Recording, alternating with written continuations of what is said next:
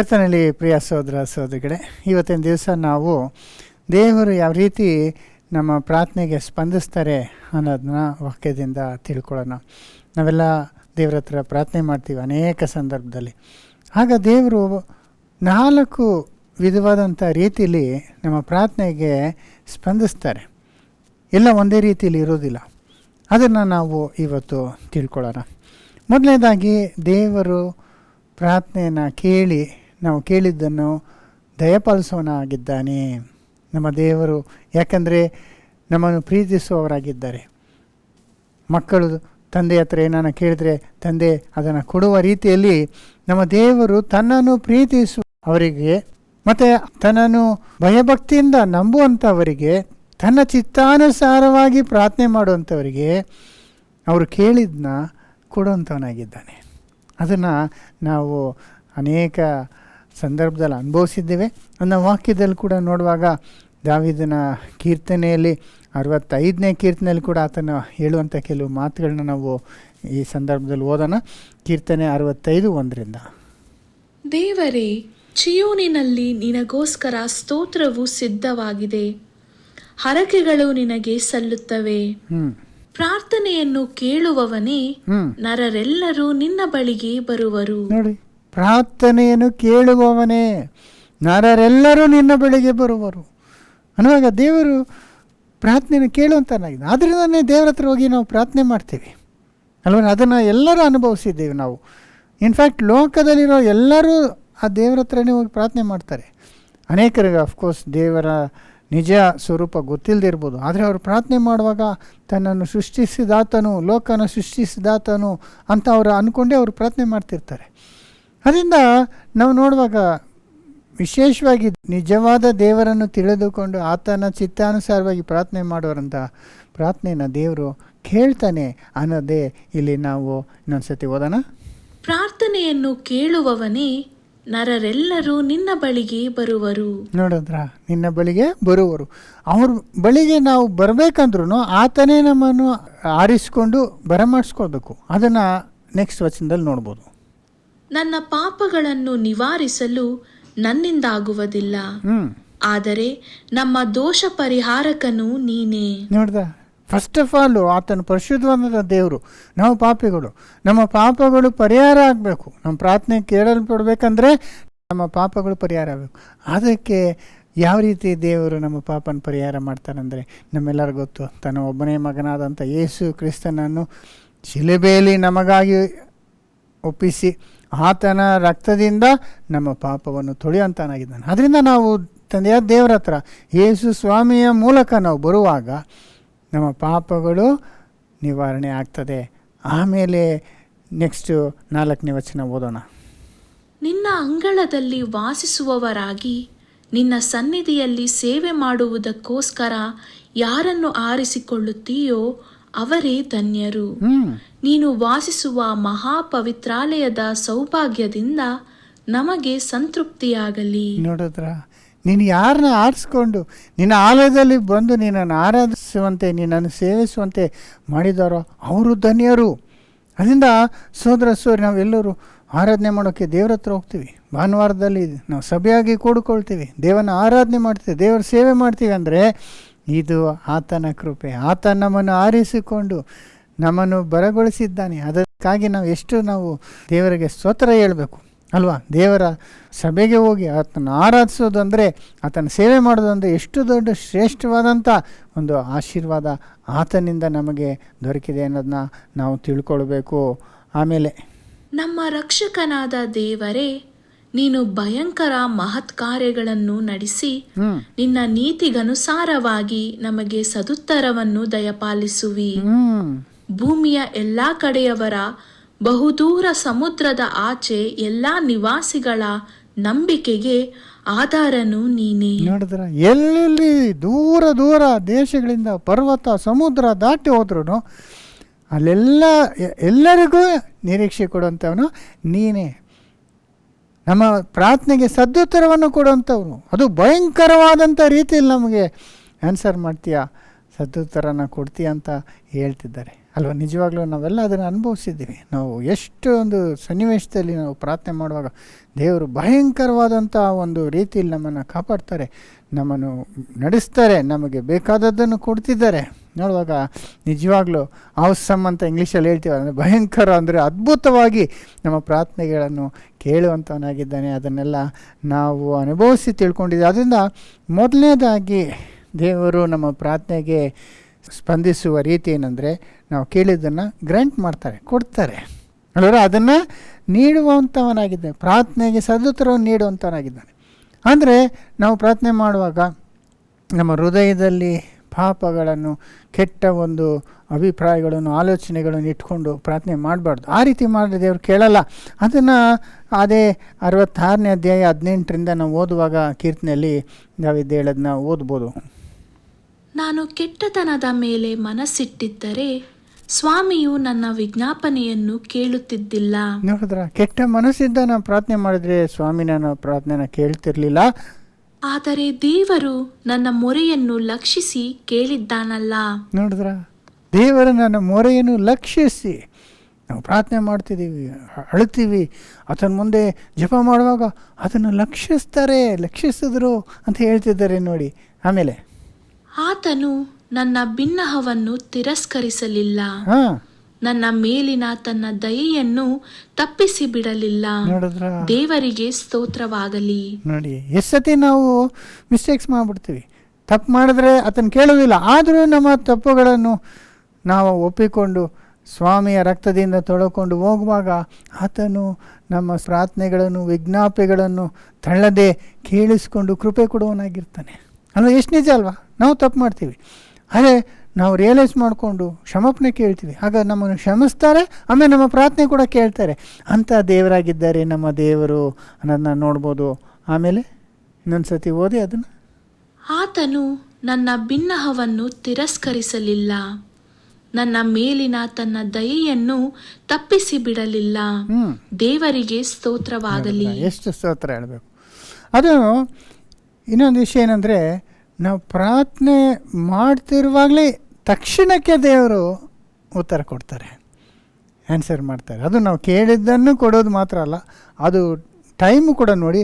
ನಾವು ಪ್ರಾರ್ಥನೆ ಮಾಡುವ ತಕ್ಷಣ ದೇವರು ಆನ್ಸರ್ ಮಾಡುವಂಥವರಾಗಿರ್ತಾರೆ. ಇದು ಎಷ್ಟು ಸತಿ ನಾವು ಅನುಭವಿಸಿರ್ತೀವಿ ಅಲ್ವರ.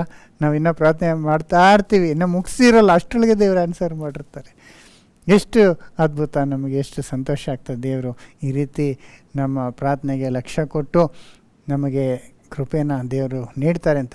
ಇದಕ್ಕೆ ನಾವು ಬೈಬಲ್ನಲ್ಲಿ ಕೂಡ ಒಂದು ಉದಾಹರಣೆ ನೋಡುವುದಾದರೆ, ಪ್ರವಾದಿಯಾದಂಥ ದಾನಿಯೇಲು, ಆತನು ಅನೇಕ ವಿಷಯ ತಿಳ್ಕೊಬೇಕು ಅಂತ ದೇವರ ಹತ್ರ ಹೋಗಿ ಪ್ರಾರ್ಥನೆ ಮಾಡುವಾಗ, ಆತನು ಪ್ರಾರ್ಥನೆ ಪ್ರಾರಂಭಿಸುವಾಗಲೇ ದೇವರು ತನ್ನ ದೂತನ್ನು ಕಳಿಸ್ಬಿಡ್ತಾರೆ ನೋಡಿ. ಅದನ್ನು ದಾನಿಯೇಲು 9ನೇ ಅಧ್ಯಾಯ 20ರಿಂದ.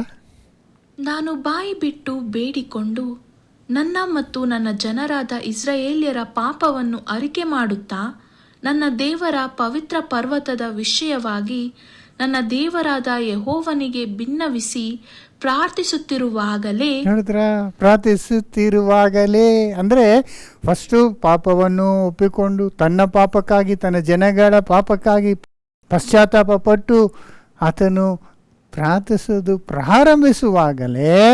21. ಮೊದಲು ನನ್ನ ಕನಸಿನಲ್ಲಿ ಕಂಡ ಗಬ್ರಿಯೇಲನೆಂಬ ಪುರುಷನು ಹಸುರುಸುರಾಗಿ ಹಾರಿ ಬಂದು ಸಂಧ್ಯಾ ನೈವೇದ್ಯ ಸಮಯದಲ್ಲಿ ನನ್ನನ್ನು ಸೇರಿ. ನೋಡ್ತಾ ತಕ್ಷಣ ಗೇಬ್ರಿಯೇಲ್ ಬಂದ್ಬಿಡ್ತಾನೆ. ಆಮೇಲೆ ನನ್ನೊಂದಿಗೆ ಹೀಗೆ ಮಾತಾಡಿ ಉಪದೇಶಿಸಿದನು, ದಾನಿಯೇಲನೇ, ನಿನಗೆ ಜ್ಞಾನ ಬೋಧೆ ಮಾಡುವುದಕ್ಕೆ ಈಗ ಬಂದೇನು. ನೋಡಿದ್ರ, ಇವ್ರು ಕೇಳೋದೇ ಜ್ಞಾನ ಕೊಡ್ರಿ ದೇವ್ರಂತ ಕೇಳ್ತಿದ್ದೇನೆ. ಅಷ್ಟು ಬೇಗ ದೇವರು ಗಬ್ರಿಯೇಲನ್ನ ಕಳಿಸ್ಬಿಟ್ಟಿರ್ತಾರೆ. ಆಗ ಆತನು ಹೇಳುವಂಥ ಮಾತು ನೋಡಿ 23. ನಿನ್ನ ವಿಜ್ಞಾಪನೆಯ ಆರಂಭದಲ್ಲಿಯೇ ದೇವರ ಅಪ್ಪಣೆಯಾಯಿತು. ನೋಡಿದ್ರ, ಅದನ್ನು ನಿನಗೆ ತಿಳಿಸಲು ಇಲ್ಲಿಗೆ ಬಂದಿದ್ದೇನೆ. ನೋಡಿದ್ರೆ, ನಿನ್ನ ವಿಜ್ಞಾಪನೆ ಆರಂಭದಲ್ಲಿಯೇ ದೇವರ ಅಪ್ಪಣೆ ಆಯಿತು. ಇನ್ನು ಸ್ಟಾರ್ಟ್ ಮಾಡಿದೆ, ನಿನ್ನ ಮುಗಿಸೋ ಇಲ್ಲ ಪ್ರಾರ್ಥನೆನ. ಅಷ್ಟರೊಳಗೆ ದೇವರು ಆಜ್ಞಾಪನೆ ಕೊಟ್ಟು ಕಳಿಸ್ಬಿಟ್ರು ಅವ್ರಿಗೋಗಿ ಆ ಜ್ಞಾನನ, ಆ ದರ್ಶನದ ಒಂದು ವಿವರಣ ತಿಳಿಸ್ಬಿಡುವಂತ. ಆ ರೀತಿ ಸಹೋದರ ಸಹೋದರಿ ಎಷ್ಟು ಸಂತೋಷವಾಗಿದೆ ನೋಡಿ. ಈ ವಿಷಯ ಇನ್ನೊಂದು ಸತಿ ಓದಿ 23. ನಿನ್ನ ವಿಜ್ಞಾಪನೆಯ ಆರಂಭದಲ್ಲಿಯೇ ದೇವರ ಅಪ್ಪಣೆಯಾಯಿತು. ಅದನ್ನು ನಿನಗೆ ತಿಳಿಸಲು ಇಲ್ಲಿಗೆ ಬಂದಿದ್ದೇನೆ. ನೀನು ದೇವರಿಗೆ ಅತಿ ಪ್ರಿಯ. ಈ ದೈವೋಕ್ತಿಯನ್ನು ಯೋಚಿಸು, ಈ ದರ್ಶನವನ್ನು ಗ್ರಹಿಸಿಕೋ. ನೋಡಿದ್ರೆ ಅವರಿಗೆ ಆ ನಾಲೆಜ್ ಕೊಡ್ತಿದ್ದೆ. ನಿಜವಾಗ್ಲೂ ಸಹೋದರ ಸಹೋದರಿ, ನಾನು ಇದನ್ನು ಎಷ್ಟು ಸತಿ ಎಕ್ಸ್ಪೀರಿಯೆನ್ಸ್ ಮಾಡಿದ್ದೀನಿ, ಅನುಭವಿಸಿದ್ದೇನೆ. ಯಾಕಂದರೆ ಅನೇಕ ಸಂದರ್ಭದಲ್ಲಿ ನಾವು ಏನೇನೋ ಪ್ರಯತ್ನ ಮಾಡ್ತಿರ್ತೀವಿ, ನಮಗೆ ಆ ವಿಷಯ ಏನು ಅನ್ನೋದೇ ಗೋಚರವಾಗೋದಿಲ್ಲ. ಆಗ ದೇವರ ಹತ್ರ ಒಂದು ಪ್ರಾರ್ಥನೆ ಮಾಡುವಾಗ, ಇನ್ನೂ ಪ್ರಾರ್ಥನೆ ಪ್ರಾರಂಭದಲ್ಲೇ ಆ ಒಂದು ತಕ್ಷಣದಲ್ಲಿ ನಮಗೆ ಒಂದು ಜ್ಞಾನೋದಯ ಆಗ್ತದೆ. ಅದೇನು ಅದರ ಅರ್ಥ ಅನ್ನೋದು ನಮಗೆ ಗೊತ್ತಾಗ್ತದೆ. ವಾಕ್ಯದಲ್ಲಿ ನಾವು ಹುಡುಕಿ ಓದುವಾಗ ಆ ಒಂದು ತಿಳಿಯದ ರಹಸ್ಯನ ದೇವರು ಆಲ್ಮೋಸ್ಟ್ ಇಮಿಡಿಯೇಟ್ಲಿ ಆನ್ಸರ್ ಮಾಡಿರ್ತಾರೆ. ಇನ್ಫ್ಯಾಕ್ಟ್ ಈ ಒಂದು ಸಬ್ಜೆಕ್ಟ್ ನಾನು ಮಾತಾಡಬೇಕಂತ ನಾನು ಅಂದ್ಕೊಡೋದು ಕೂಡ ಅದೇ ರೀತಿ ಆಯಿತು. ನಾನು ಒಂದು ವಾರ ಎಲ್ಲ ಯೋಚನೆ ಮಾಡ್ತಾಯಿರ್ತೀನಿ, ಯಾವ್ದು ಮಾಡಬೇಕು, ಯಾವ್ದು ಸರಿ. ಅದು ಮುಖ್ಯವಾಗಿ ದೇವರು ನಾನು ಯಾವುದನ್ನು ಮಾತಾಡಬೇಕಂತ ಅಪೇಕ್ಷಿಸ್ತಾರೆ ಅನ್ನೋದನ್ನ ನಾನು ಪ್ರಾರ್ಥನೆ ಮಾಡ್ತಿರ್ತೀನಿ. ಆಮೇಲೆ ಹುಡುಕಾಡ್ತಾ ಇರ್ತೀನಿ, ಆಲೋಚನೆ ಮಾಡ್ತಾಯಿರ್ತೀನಿ ಯಾವುದು ಹೇಳಿದ್ರೆ ಒಳ್ಳೆಯದು ಅಂತ. ಆದರೆ ಒಂದೊಂದು ಸತಿ ಯಾವುದೂ ಕ್ಲಿಯರಾಗಿ ಬರೋಲ್ಲ. ಎಷ್ಟೊಂದು ಬುಕ್ಗಳು ಓದಿರ್ತೀನಿ, ಎಷ್ಟೊಂದು ವಚನಗಳನ್ನ ಓದಿರ್ತೀನಿ, ಬೇರೆ ಕಡೆ ಹುಡುಕಿರ್ತೀನಿ, ಸರ್ಚ್ ಮಾಡಿರ್ತೀನಿ. ಆದರೆ ಯಾವುದು ಫೈನಲ್ ಆಗಿ ನನಗೆ ಇದು ಬೆಸ್ಟ್ ಅಂತ ಅನಿಸಿರೋಲ್ಲ. ಹಾಗೇನೇ ಇದಾಯಿತು ನೋಡಿ. ಭಾನುವಾರ ಮಾತಾಡಬೇಕಂದ್ರೆ ಶನಿವಾರದ ಬೆಳಗ್ಗೆವರೆಗೂ ನನಗೆ ಈ ಸಬ್ಜೆಕ್ಟ್ ಮಾತಾಡಬೇಕನ್ನೋ ಐಡಿಯಾನೇ ಇಲ್ಲ. ಆಮೇಲೆ ಈ ಪ್ರಾರ್ಥನೆ ಮಾಡಿದೆ, ದೇವರೇ ನೀನೇ ಜ್ಞಾನ ಕೊಡಪ್ಪ ಅಂತ ಪ್ರಾರ್ಥನೆ ಮಾಡಿದ್ದೆ. ತಕ್ಷಣ ನನಗೆ ಈ ಒಂದು ಐಡಿಯಾ ಬಂತು. ಅದು ಹೆಂಗೋ ಆಲೋಚನೆ ಮಾಡಿ ಅದ್ರ ಬಗ್ಗೆ ಒಂದು ಥೀಮ್ ಬಂದ್ಬಿಡ್ತು ಒಂದು ಮೈಂಡಲ್ಲಿ, ಐಡಿಯಾ. ಆಗ ಅದನ್ನು ನನಗೆ ಡೆವಲಪ್ ಮಾಡಿ ಈ ಒಂದು ಒಳ್ಳೆ ಬ್ಯೂಟಿಫುಲ್ ಮೆಸೇಜ್ ದೇವರು ನನಗೆ ಕೊಟ್ಟರು. ಅಂದರೆ ಸಹೋದರ ಸಹೋದರಿ, ಈ ರೀತಿ ಎಷ್ಟೋ ಸತಿ ಆಗಿದೆ ನಮಗೆ. ಅದರಿಂದ ನಾವು ಪ್ರಾರ್ಥನೆ ಮಾಡುತ್ತಲಿರುವಾಗಲೇ, ಇನ್ನೂ ಮುಗಿಸೂ ಇಲ್ಲ, ಸಮ್ಟೈಮ್ಸ್ ನಾವು ಅಂದ್ಕೊತೀವಿ, ಆಸೆ ಪಡ್ತೀವಿ, ಅಷ್ಟು ಬೇಗ ದೇವರು ಆನ್ಸರ್ ಮಾಡಿರ್ತಾರೆ. ಈ ರೀತಿ ಮಾಡೋದು ಎಷ್ಟು ದೊಡ್ಡ ಆಶೀರ್ವಾದ, ನಾವು ಎಷ್ಟು ಭಾಗ್ಯವಂತರಂತ ನಾವು ತಿಳ್ಕೊಬೋದು. ಸಹೋದರ ಸಹೋದರಿ, ಇದೇ ವಿಷಯವಾಗಿ ಯೆಶಾಯ ಪ್ರವಾದಿನಲ್ಲಿ ದೇವರು ಹೇಳಿದಂಥ ಮಾತು ನಾವು ಓದಿ ತಿಳ್ಕೊಬೋದು. ನೋಡಿ, ಯೆಶಾಯ 65:24. ಆಗ ಅವರು ಬೇಡುವುದರೊಳಗೆ ಸದುತ್ತರವನ್ನು ದಯಪಾಲಿಸುವೆನು, ಅವರು ಹೇಳುತ್ತಿರುವಾಗಲೇ ಕೇಳುವೆನು. ನೋಡಿದ್ರ, ಬೇಡುವುದರೊಳಗೆ ಸದುತ್ತರವನ್ನು ದಯಪಾಲಿಸುವೆನು, ಅವರು ಹೇಳುತ್ತಿರುವಾಗಲೇ ನಾನು ಅವರಿಗೆ ಉತ್ತರವನ್ನು ಕೊಡ್ತೇನೆ ಅಂತ ಇನ್ನೊಂದು ಸತಿ ಓದಿ.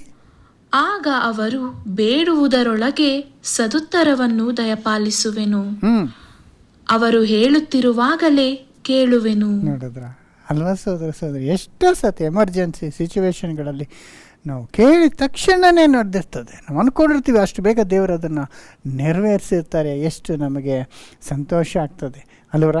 ಅದರಿಂದ ಸಹೋದರ ಸಹೋದರಿ, ಇದು ಮೊದಲನೆಯ ರೀತಿಯಲ್ಲಿ ದೇವರು ನಮ್ಮ ಪ್ರಾರ್ಥನೆಗೆ ಸ್ಪಂದಿಸುವುದು. ಇಮಿಡಿಯೇಟಾಗಿ ಅದಕ್ಕೆ ಸದುತ್ತರನ ಕೊಡ್ತಾರೆ, ನಾವು ಕೇಳಿದ್ದನ್ನು ದಯಪಾಲಿಸ್ತಾರೆ ಅನ್ನೋದನ್ನ ನಾವು ತಿಳ್ಕೊಬೋದು. ಆಮೇಲೆ ಎರಡನೇ ರೀತಿ ನೋಡುವಾಗ, ಕೆಲವು ಪ್ರಾರ್ಥನೆಗಳಿಗೆ ಆ ರೀತಿ ಆಗೋದಿಲ್ಲ. ನಾವು ಪ್ರಾರ್ಥನೆ ಮಾಡಿರ್ತೀವಿ, ದೇವರು ತಕ್ಷಣ ಆನ್ಸರ್ ಮಾಡೋದಿಲ್ಲ. ಸಹೋದರ ಸಹೋದರಿ, ದೇವರು ನಮ್ಮ ಪ್ರಾರ್ಥನೆಗಳಿಗೆ ಸದುತ್ತರ ಕೊಡುವುದರಲ್ಲಿ ಭಾಳ ನಿಧಾನಿಸ್ತಾರೆ, ಡಿಲೇ ಮಾಡ್ತಾರೆ. ನಮ್ಮ ಪ್ರಾರ್ಥನೆಗೆ ಆನ್ಸರು ತಡೆ ಮಾಡ್ತಾರೆ. ಕೇಳಿದ ತಕ್ಷಣ ಆಗೋದಿಲ್ಲ. ನಾವು ಪ್ರಾರ್ಥನೆ ಮಾಡಿದ್ಮೇಲೆ ಸ್ವಲ್ಪ ಕಾಲ ನಾವು ಕಾದಿರಬೇಕಾಗಿರ್ತದೆ. ಸಮ್ಟೈಮ್ಸ್ ಸ್ವಲ್ಪ ಕಾಲ ಅಲ್ಲ, ಸುಮಾರು ಕಾಲಗಳು, ಎಷ್ಟೋ ದಿನಗಳಾಗಿರ್ಬೋದು, ವಾರಗಳಾಗಿರ್ಬೋದು, ತಿಂಗಳುಗಳಾಗಿರ್ಬೋದು, ವರ್ಷಗಳಾಗಿರ್ಬೋದು, ಅಷ್ಟು ಕಾಲ ತಡೆ ಮಾಡ್ತಾರೆ ದೇವರು. ಆ ರೀತಿ ಕೂಡ ಆಗ್ತದೆ ರೀ. ಅದನ್ನೇ ನಾವು ಎರಡನೇದಾಗಿ ನಾವು ಇಲ್ಲಿ ಇವತ್ತು ನೋಡ್ಕೊಳ್ಳೋಣ. ಅದರಿಂದ ಸಹೋದರ ಸಹೋದರಿ, ಮೊದಲನೇದಾಗಿ ಕೇಳಿದ ತಕ್ಷಣವೇ ಇನ್ನೂ ಪ್ರಾರ್ಥನೆ ಮಾಡ್ತಿರುವ ಹಾಗೆ ದೇವರು ಸದುತ್ತರನ ಕೊಡ್ತಾರೆ. ಆದರೆ ಅನೇಕ ಸಂದರ್ಭದಲ್ಲಿ ದೇವರು ಆತನ ಕೃಪೆ ತೋರಿಸುವುದರಲ್ಲಿ ಭಾಳ ತಡೆ ಮಾಡ್ತಾರೆ ಅನ್ನೋದನ್ನ ನಾವು ನೋಡ್ಬೋದು. ಇದಕ್ಕೆ ಇನ್ನೊಂದು ಎಕ್ಸಾಂಪಲ್ ನೋಡಬೇಕಂದ್ರೆ, 1ನೇ ಸಮುವೇಲ 1ನೇ ಅಧ್ಯಾಯದಲ್ಲಿ ಒಂದು ಸ್ತ್ರೀ ಬಗ್ಗೆ, ನಮ್ಮೆಲ್ಲರಿಗೂ ಗೊತ್ತಿರೋಂಥ ಆ ಸ್ತ್ರೀ ಬಗ್ಗೆ ನಾವು ನೋಡ್ತೀವಿ. ಅದ್ರ ಬಗ್ಗೆ ಒಂದೆರಡು ವಚನ ಸುಮ್ಮನೆ ಓದ್ಕೊಂಬಿಡೋಣ. 1ನೇ ಸಮುವೇಲ 1ನೇ ಅಧ್ಯಾಯ 1ರಿಂದ. ಎಫ್ರಾಯಿಂ ಬೆಟ್ಟದ ಸೀಮೆಯಲ್ಲಿನ ರಾಮಾತಯಿಮ್ ಶೋಫೀಮ್ ಊರಿನಲ್ಲಿ ಎಲ್ಕಾನನೆಂಬ ಒಬ್ಬ ಮನುಷ್ಯನಿದ್ದನು.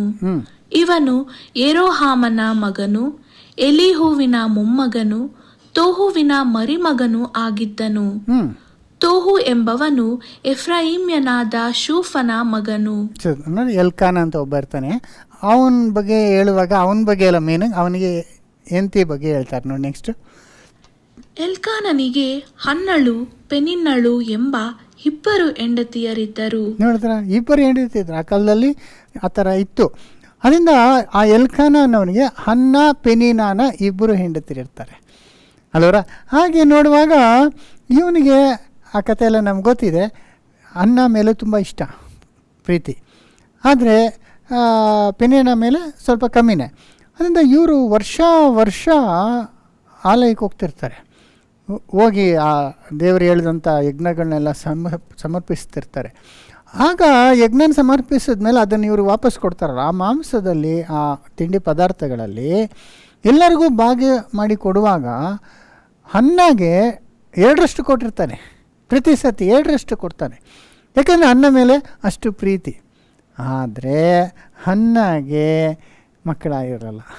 ಹೆಣ್ಣಿನಾಗೆ ಮಕ್ಕಳಿರ್ತದೆ, ಹನ್ನಾಗೆ ಮಕ್ಕಳಿರಲ್ಲ. ಆ ಕಾಲದಲ್ಲಿ ಮಕ್ಕಳಿಲ್ಲ ಅಂದರೆ ಭಾಳ ಒಂದು ದುಃಖವಾದಂಥ ಒಂದು ಸನ್ನಿವೇಶ ಆ ಕಾಲದಲ್ಲಿ. ಯಾಕಂದರೆ ಮಕ್ಕಳಾದದ್ದು ಅವರ ಸಂತಾನ ಬೆಳೀತದೆ ಅಂತ ಅವ್ರಿಗೆ ಭಾಳಷ್ಟು ಇಷ್ಟತೆ. ಮಕ್ಕಳಾಗಿಲ್ಲ ಅಂದರೆ ಅವ್ರಿಗೇನೋ ಒಂದು ಲೋಪ ಇದೆ ಅಂತ ಎಲ್ಲರೂ ಕನಿಷ್ಠವಾಗಿ ನೋಡುವಂಥ ಕಾಲವಾಗಿತ್ತಿದು ಅಂತ ನೋಡುವಾಗ ಅಲ್ಲಿ 5ನೇ ವಚನದಲ್ಲಿ ಒಂದು ವಿಷಯನ ಇದನ್ನ ನಾವು ನೋಡ್ಬೋದು ನೋಡಿ. 5ನೇ ವಚನ, ಅವನು ಹನ್ನಳನ್ನು ಬಹಳವಾಗಿ ಪ್ರೀತಿಸಿದರೂ ಯೆಹೋವನು ಆಕೆಗೆ ಮಕ್ಕಳನ್ನು ಕೊಡಲಿಲ್ಲವಾದುದರಿಂದ ಆಕೆಗೆ ಒಂದು ಭಾಗವನ್ನು ಮಾತ್ರ ಕೊಡುತ್ತಿದ್ದನು. ನೋಡಿದ್ರ, ಇಲ್ಲೇನಿದೆ ಅಂದರೆ ಆತನ ಎಷ್ಟೋ ಪ್ರೀತಿ ಮಾಡಿದ್ರು ಯೆಹೋವನು ಆತನ ಗರ್ಭವನ್ನು ಮುಚ್ಚಿದನು ಅಂತಿದೆ ನೋಡಿ. ಇನ್ನೊಂದ್ಸತಿ, ಅವನು ಹನ್ನಳನ್ನು ಬಹಳವಾಗಿ ಪ್ರೀತಿಸಿದರೂ ಯೆಹೋವನು ಆಕೆಗೆ ಮಕ್ಕಳನ್ನು ಕೊಡಲಿಲ್ಲವಾದುದರಿಂದ.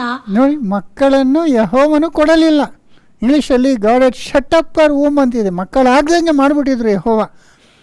ಆದ್ದರಿಂದ ಅವಳಿಗೆ ಇವನು ಎಷ್ಟೇ ಪ್ರೀತಿ ತೋರಿಸಿದ್ರು ಗಂಡ, ಎಷ್ಟೇ ಆಹಾರನ ಕೊಟ್ಟರು ಅವಳಿಗೆ ತಿನ್ನೋದಕ್ಕೂ ಇಷ್ಟ ಇಲ್ಲ. ತಿಂದಿರ ಅವಳು ಹತ್ಕೊಂಡು ದುಃಖವಾಗಿ ಹೋಗ್ತಿದ್ಲು ವಾಪಸ್ಸು. ಅದನ್ನು ನಾವು ನೆಕ್ಸ್ಟ್ ವಚನದಲ್ಲಿ ಕೂಡ ನೋಡ್ಬೋದು. ಓದಿ. ಇದಲ್ಲದೆ ಆಕೆಯ ಸವತಿಯು ಯೆಹೋವನು ನಿನ್ನನ್ನು ಬಂಜೆಯನ್ನಾಗಿ ಮಾಡಿದ್ದಾನೆ ಎಂದು ಹೇಳಿ ಆಕೆಯನ್ನು ಕೆಣಕಿ ನೋಯಿಸುತ್ತಿದ್ದಳು. ನೋಡಿದ್ರ, ಆ ಪೆನಿನ ಅವರೆಲ್ಲ ಇರ್ತಾರಲ್ಲ, ಅವರೆಲ್ಲ ಕೆಣಕಿ ಅಲ್ವರ ಒಂದು ಡಿಫ್ರೆಂಟಾಗಿ ಮಾಡ್ತಾರಲ್ಲ ಈ ಕಾಲದಲ್ಲಿ ಕೂಡ. ನಮಗೇನೋ ಕಷ್ಟ ಇದೆ, ದುಃಖ ಇದೆ ಅಂದರೆ ಅವ್ರು ಬಂದು ಅದ್ರ ಬಗ್ಗೆನೇ ಮಾತಾಡಿ ಯಾವುದೋ ರೀತಿಯಲ್ಲಿ ನಮ್ಮನ್ನ ಏನು ಮಾಡ್ತಿರ್ತಾರೆ. ಅವರು ತಿಳಿದೋ ತಿಳಿದಿಲ್ಲ ಆ ರೀತಿ ನಮ್ಮನ್ನ ಹರ್ಟ್ ಮಾಡ್ತಾ ಇರ್ತಾರೆ. ಸೊ ಇವಳು ಬೇಕು ಅಂತಲೇ ಅವಳನ್ನ ತಿಳಿದು ದುಃಖಪಡಿಸುವಾಗ ಹಣ್ಣಾಗಿ ಎಷ್ಟು ದುಃಖ ಆಯ್ತಂತ ನಾವು ಓದ್ಬೋದು. ಪ್ರತಿ ವರ್ಷವೂ ಯೆಹೋವನ ಮಂದಿರಕ್ಕೆ ಹೋದಾಗೆಲ್ಲ ಎಲ್ಕಾನನು ಹಾಗೆಯೇ ಮಾಡುತ್ತಿದ್ದರಿಂದಲೂ ಪೆನಿನ್ನಳು ಆಕೆಯನ್ನು ರೇಗಿಸುತ್ತಿದ್ದರಿಂದಲೂ ಹನ್ನಳು ಒಂದಾನೊಂದು ಸಾರಿ ಉಣ್ಣಲೊಲ್ಲದೆ ಅಳುತ್ತಾ ಇದ್ದಳು. ಊಟ ಮಾಡೋದಕ್ಕೂ ಇಷ್ಟ ಇಲ್ದಿರ ಅಳುತ್ತಾ ಪ್ರತಿ ವರ್ಷ ಹಿಂಗೆ ಆಗ್ತಿತ್ತು. ಎಷ್ಟೋ ವರ್ಷಗಳು ಇದೇ ಒಂದು ನಡೀತಿತ್ತು. ನೋಡಿದ್ರ, ಯೋಚನೆ ಮಾಡಿ ಹನ್ನಳ ಪರಿಸ್ಥಿತಿ ಆ ರೀತಿ ಇತ್ತು. ಅಂದರೆ ದೇವರು ಆನ್ಸರ್ ಮಾಡಿಲ್ಲ. ಅವಳು ಖಂಡಿತ ಪ್ರಾರ್ಥನೆ ಮಾಡಿರ್ತಾಳೆ. ದೇವರ ಆಲಯಕ್ಕೆ ಹೋಗೋದೇ ಪ್ರಾರ್ಥನೆ ಮಾಡೋಕ್ಕಲ್ಲ. ಆದ್ರೆ ದೇವರೇ ಅವಳಿಗೆ ಮಕ್ಕಳಾಗದಾಗೆ ಮಾಡಿದ್ನು ಅಂತಿದೆ. ಅಂದರೆ ಸಮ್ಟೈಮ್ಸು ಆ ರೀತಿ ದೇವರೇ ಮಾಡಿಬಿಟ್ರು ಸ್ಟಾಪ್ ಮಾಡಿ. ಕೆಲವ್ರಿಗೆ ನ್ಯಾಚುರಲಿ ಮಕ್ಕಳು ಹುಟ್ಟಲ್ಲ, ಇವ್ರ ಸ್ಥಿತಿಯಲ್ಲಿ ದೇವರೇ ಹುಟ್ಟಿದಂಗೆ ಮಾಡಿಬಿಟ್ರು. ಆಗ ಯಾವ ಸ್ಟೇಜ್ ಬರುತ್ತೆ ಅಂದರೆ ತುಂಬ ವರ್ಷಗಳು ಹೋಗಿ ಬಂದಮೇಲೆ ಭಾಳ ಬೇಸರಗೊಂಡು ಒಂದು ದಿವಸ ಅವಳು ಈ ರೀತಿ ದೇವರ ಹತ್ರ ಪ್ರಾರ್ಥನೆ ಮಾಡ್ತಾಳೆ. ಅದನ್ನ 10ನೇ ವಚನದಲ್ಲಿಂದ ನಾವು ನೋಡ್ಬೋದು. ಹೋಗಿ ಬಹು ದುಃಖದಿಂದ ಕಣ್ಣೀರು ಸುರಿಸುತ್ತಾ ಯೆಹೋವನನ್ನು ಕುರಿತು, ಸೇನಾಧೀಶ್ವರನಾದ ಯೆಹೋವನೇ, ನಿನ್ನ ದಾಸಿಯ ದುಃಖವನ್ನು ಪರಾಂಬರಿಸು. ನನ್ನನ್ನು ತಿರಸ್ಕರಿಸದೆ ಕನಿಕರವಿಟ್ಟು ನನಗೊಬ್ಬ ಮಗನನ್ನು ಕೊಡಬೇಕು.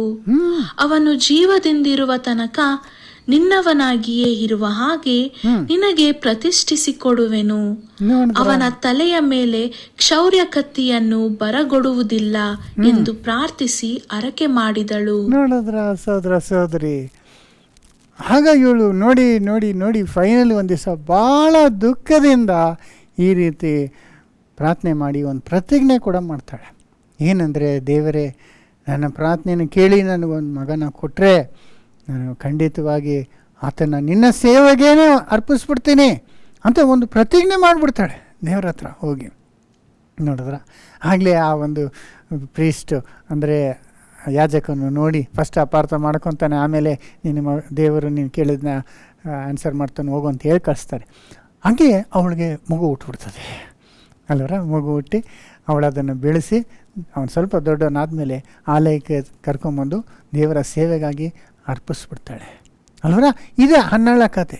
ಇಲ್ಲಿ ನಾವು ನೋಡುವಾಗ ದೇವರು ನೋಡಿ ಎಷ್ಟೋ ವರ್ಷದಿಂದ ಅವಳು ಬರ್ತಾ ಇದ್ದಾಳಲ್ಲ, ಆವಾಗಲೇ ಆನ್ಸರ್ ಮಾಡ್ಬೋದಾಗಿತ್ತು. ಆವಾಗ ಆನ್ಸರ್ ಮಾಡಿದರೆ ಅವಳಿಗೆ ಒಂದು ಮಗ ಹುಟ್ಟಿದ್ದಿದ್ರೆ ಅವಳೊಂದು ಸ್ತೋತ್ರ ಬಲಿನ ಕೊಟ್ಟು ದೇವರಿಗೆ ಸ್ತೋತ್ರ ಅಂದ್ಬಿಟ್ಟು ಹೋಗ್ಬಿಟ್ರು ಅವಳು ಮಗನ ಕರ್ಕೊಂಡು ಅಲ್ವರ. ಆದರೆ ದೇವರು ತಡ ಮಾಡಿದ್ರಲ್ಲಿ ಒಂದು ಕಾರಣ ನೋಡಿ, ಎಷ್ಟು ಮಟ್ಟಿಗೆ ಅವಳನ್ನ ತಡ ಮಾಡ್ತಾನೆ ಬಂದರು. ಅವಳು ಪ್ರಾರ್ಥನೆಗೆ ಆನ್ಸರ್ ಮಾಡ್ದಿರಾ, ಅವಳಿಗೆ ಬೇಕಾದದನ್ನ ಕೊಡ್ದಿರ ಅಂದರೆ ಅವಳು ಫೈನಲಿ ಈ ಸ್ಟೇಜಿಗೆ ಬಂದ್ಬಿಟ್ಲು. ಯಾವ ಸ್ಟೇಜ್ಗೆ ಅಂದರೆ, ನೀನು ಒಂದು ಮಗುನ ಕೊಟ್ಟರೆ ನಾನು ನಿನಗೆ ಅವನ್ನ ಕೊಟ್ಬಿಡ್ತೀನಿ ಅಂತ ಪ್ರತಿಜ್ಞೆ ಮಾಡೋದು. ಅದಕ್ಕಾಗಿ ದೇವರು ತಡ ಮಾಡಿದ್ರು.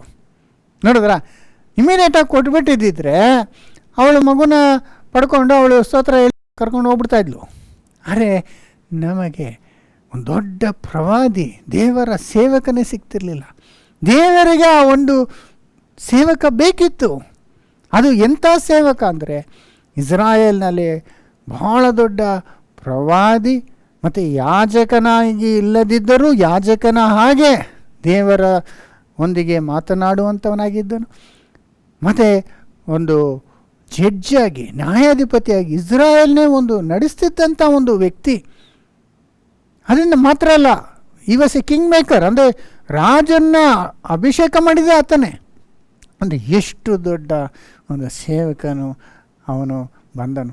ಅಂದರೆ ಅವನು ಬರಬೇಕಾದ್ರೆ ದೇವರ ಪ್ರಾರ್ಥನೆನ ಕೇಳ್ದಿರ ತಡ ಮಾಡಿ ಬಂದಿದ್ದರಿಂದ ಆಕೆ ಆ ಒಂದು ಪರಿಸ್ಥಿತಿಯಲ್ಲಿ ಬಂದು ಮಗ ಕೊಟ್ಟರೆ ನಿನಗೆ ಕೊಡ್ತೀನಿ ಅಂತ ಹೇಳುವಂಥ ಒಂದು ಸಂದರ್ಭ ಬಂತು.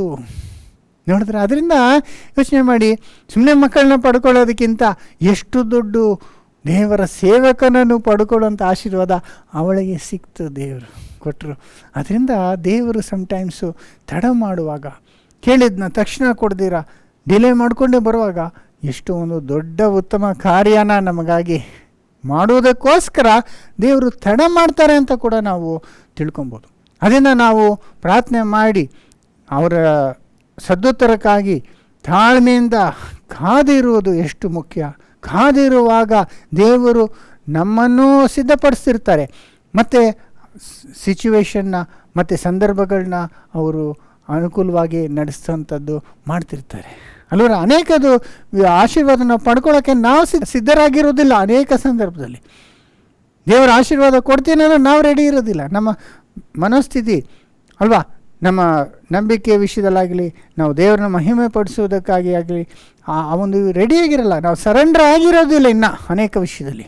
ಅದಕ್ಕಾಗಿ ದೇವರು ತಡೆ ಮಾಡ್ತಾ ಇರ್ತಾನೆ ಅನ್ನೋದಕ್ಕೆ ಎಷ್ಟು ಒಂದು ಕ್ಲಿಯರ್ ಆದಂಥ ಉದಾಹರಣೆ ಇದು ಅಲ್ವಾ. ಅದೇ ರೀತಿ ಯೆಶಾಯನಲ್ಲಿ ದೇವರು ಹೇಳಿದ್ದಾನೆ ನೋಡಿ, ಅದನ್ನು ಕನ್ನಡದಲ್ಲಿ ಯಾವ ರೀತಿ ಬರ್ತದೋ, 30ನೇ ಅಧ್ಯಾಯ ಯೆಶಾಯ 18ನೇ ವಚನ. ಹೀಗಿರಲು ಯೆಹೋವನು ನಿಮಗೆ ಕೃಪೆ ತೋರಿಸಬೇಕೆಂದು ಕಾದಿರುವನು, ನಿಮ್ಮನ್ನು ಕರುಣಿಸಬೇಕೆಂದು ಉನ್ನತೋನ್ನತನಾಗಿ ಕಾಣಿಸಿಕೊಳ್ಳುವನು.